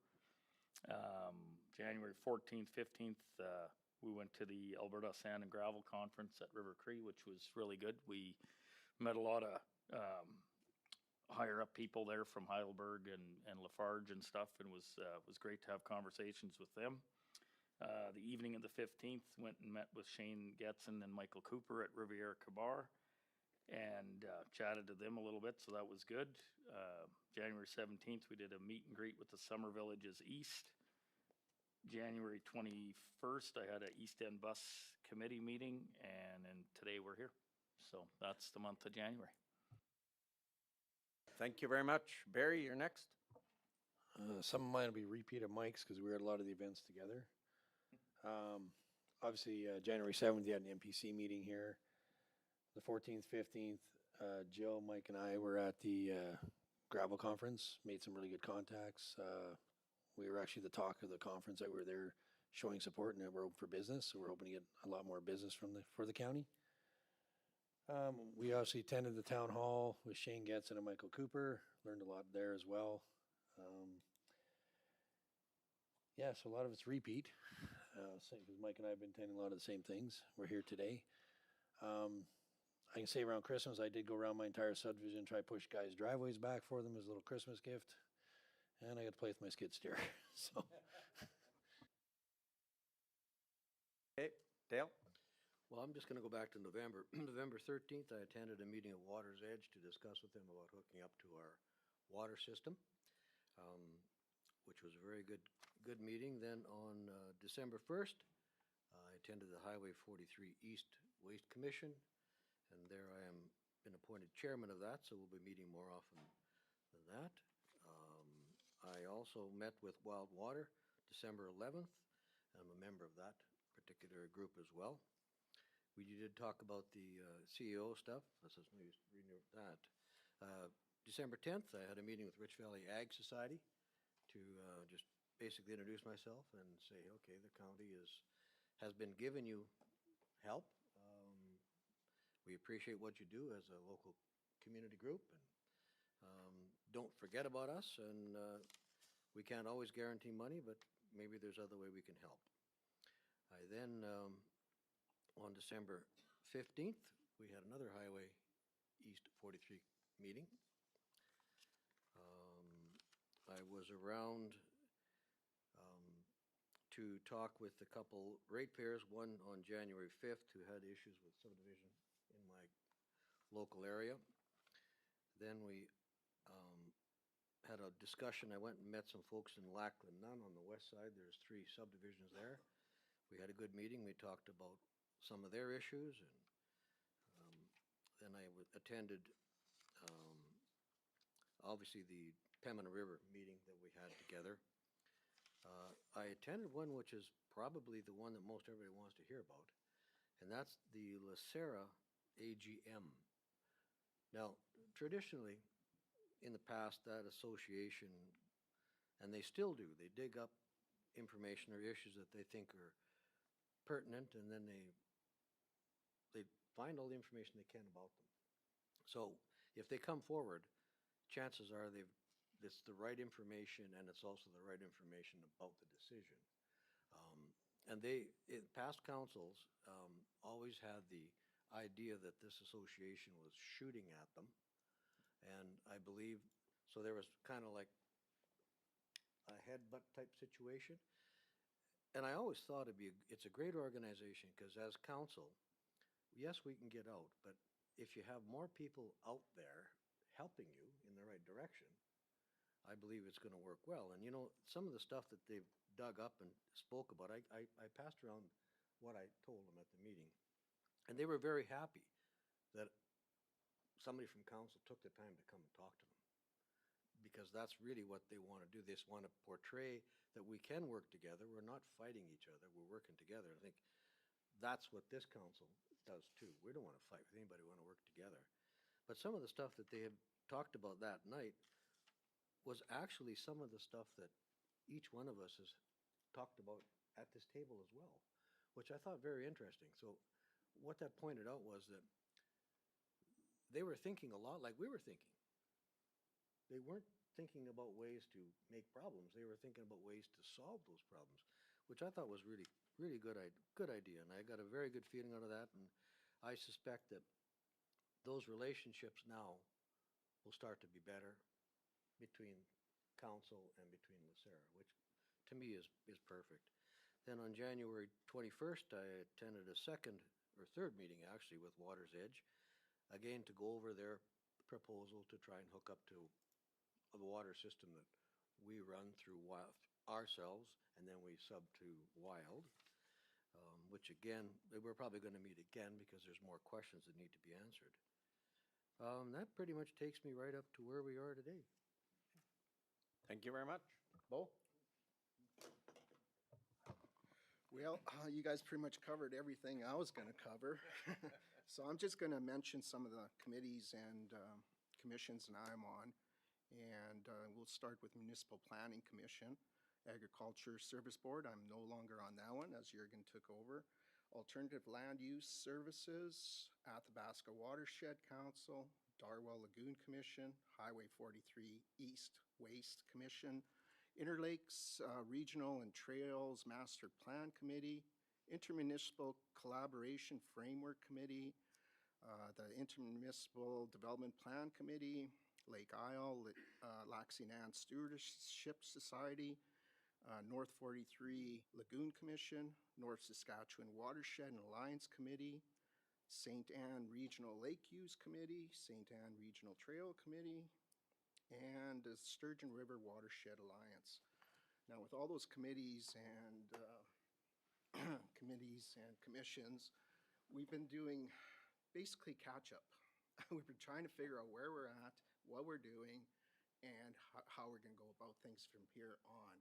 So that's pretty much all I've got to report on. Hopefully next session, I'll have actual details in these reports. Okay, thank you, Bo. Ed?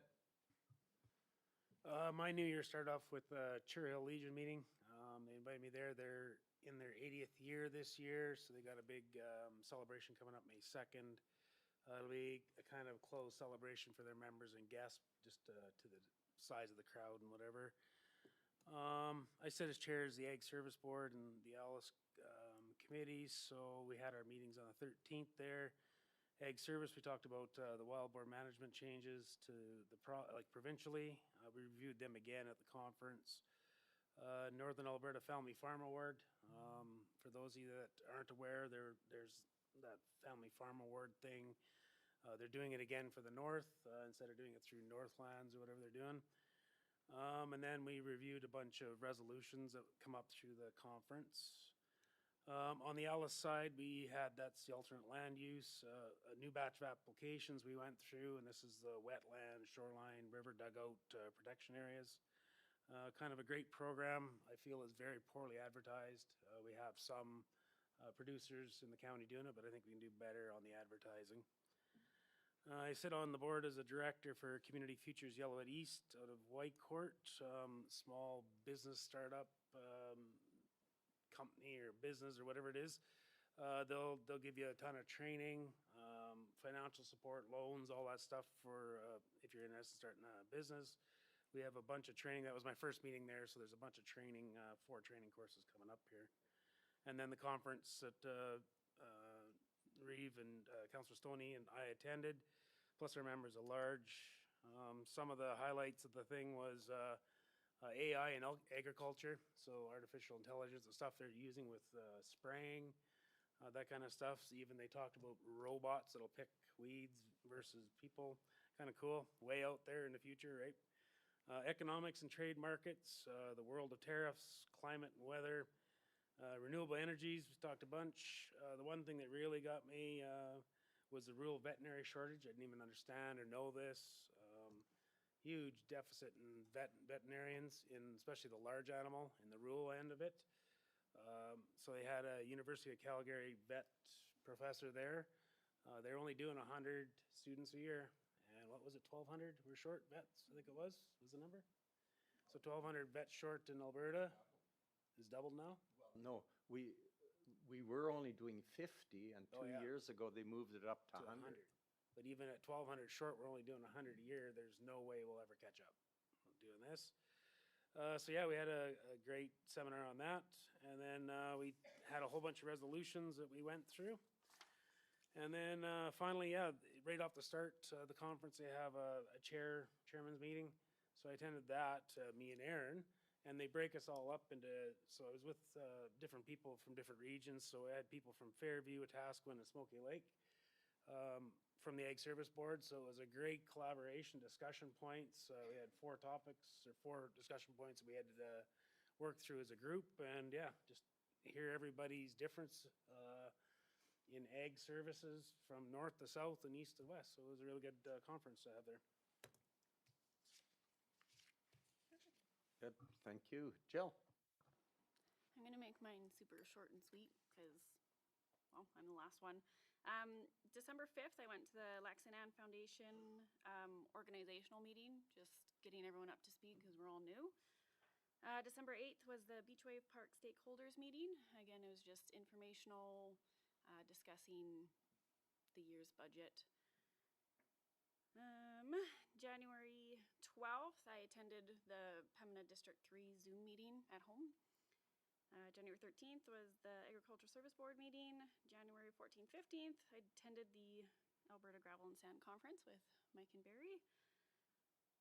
January 18th, I had a first meeting with the George Pegg Botanical Garden meeting. Again, just getting me up to speed with what's going on with the organization. January 19th, I took Anne for a tour of the hamlets.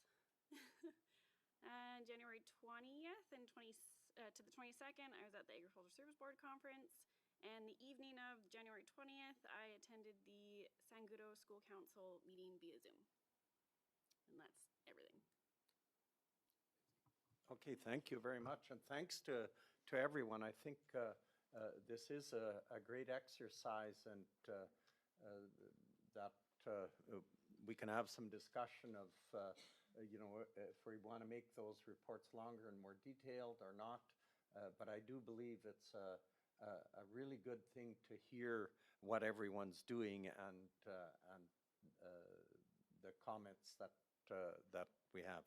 Okay, Dale? So, and I do want to add one thing for all of us. Our new CAO took the opportunity to go with each one of us counselors through our division and took a look at what we have to get an idea. And I think that was great. I know for myself it was great, and I'm sure everybody else would say that. So I want to make sure to say thank you to the CEO for doing that. Just add, and we're on for today after the meeting. Yeah, it's. I'll add to that.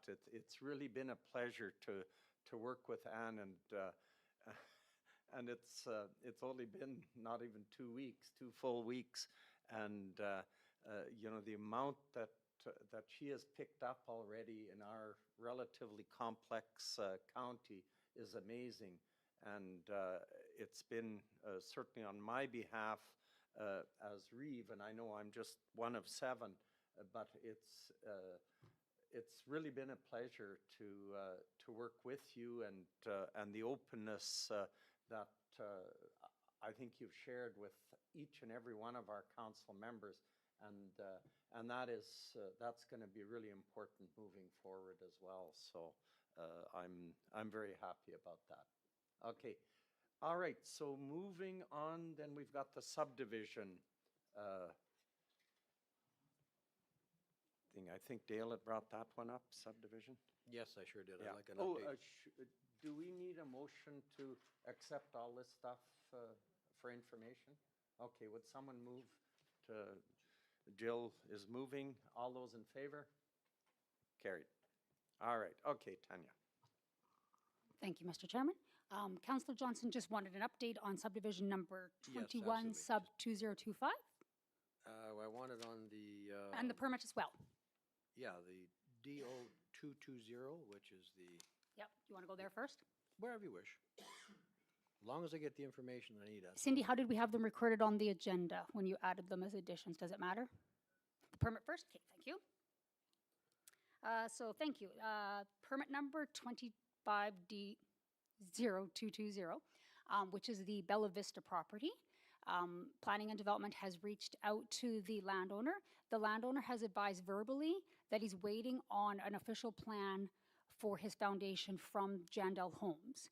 They verbally told him, but they want to give him a written plan. We had anticipated that the plan was supposed to have come in by the end of today. It's 2 o'clock, we haven't seen it yet. So we'll reach out to him at the beginning of next week. Once we have a plan from Jandel Homes for that, then we'll bring that back to County Council.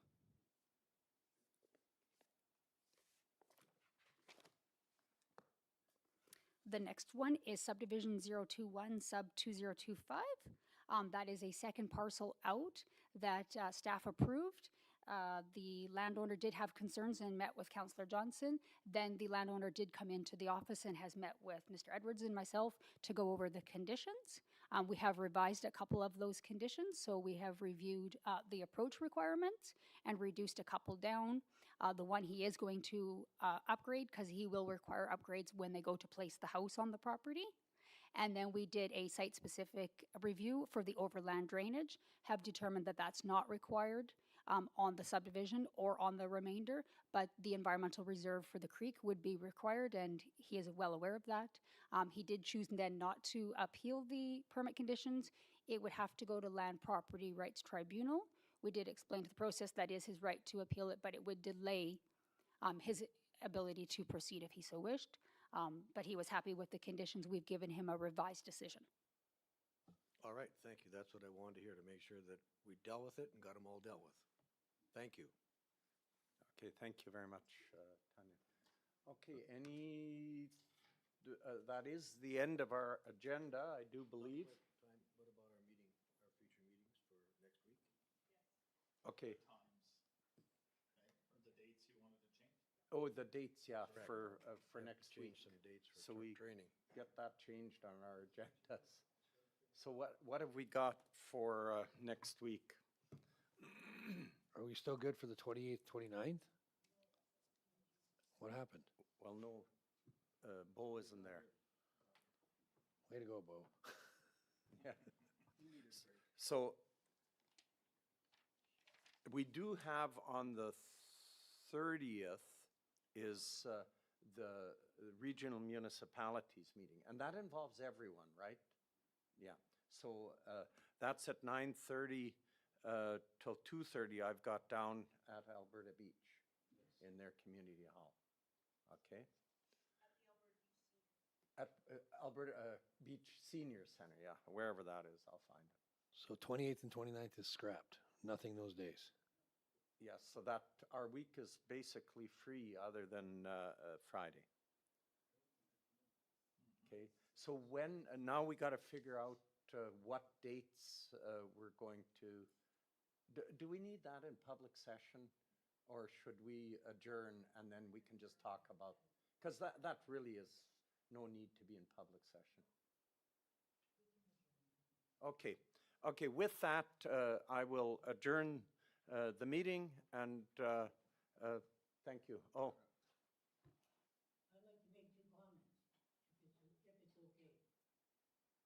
We were watching online, which was good, but when the 3 people here in front of you, we can't hear them. So either there has to be another 2 more mics added. Okay, that's a good comment. I made a couple of comments at times that I wanted them to make sure they used the mic, but maybe we can put at least a second mic there. That should be pretty easy to do, I think. That good comment, yeah. Any other issues with watching online? Okay, when Brian brought up about that culvert west of Marathon there, this is not the time to put in the culvert. It should be done in the summertime. What it could be done, I'm just saying, cut that, maybe dig out 1 culvert. They got a bridge at the county shop there that they can put in there for time being, until the right time to put in the culvert. Other than that, everything else is okay. Okay, thanks for that. That's good. All right, well, the meeting was adjourned anyways, I think, so they wouldn't have been able to hear you because they don't have a mic, so. All right, thank you for that. And with that, yeah, we can just discuss then about our meeting dates. So we've got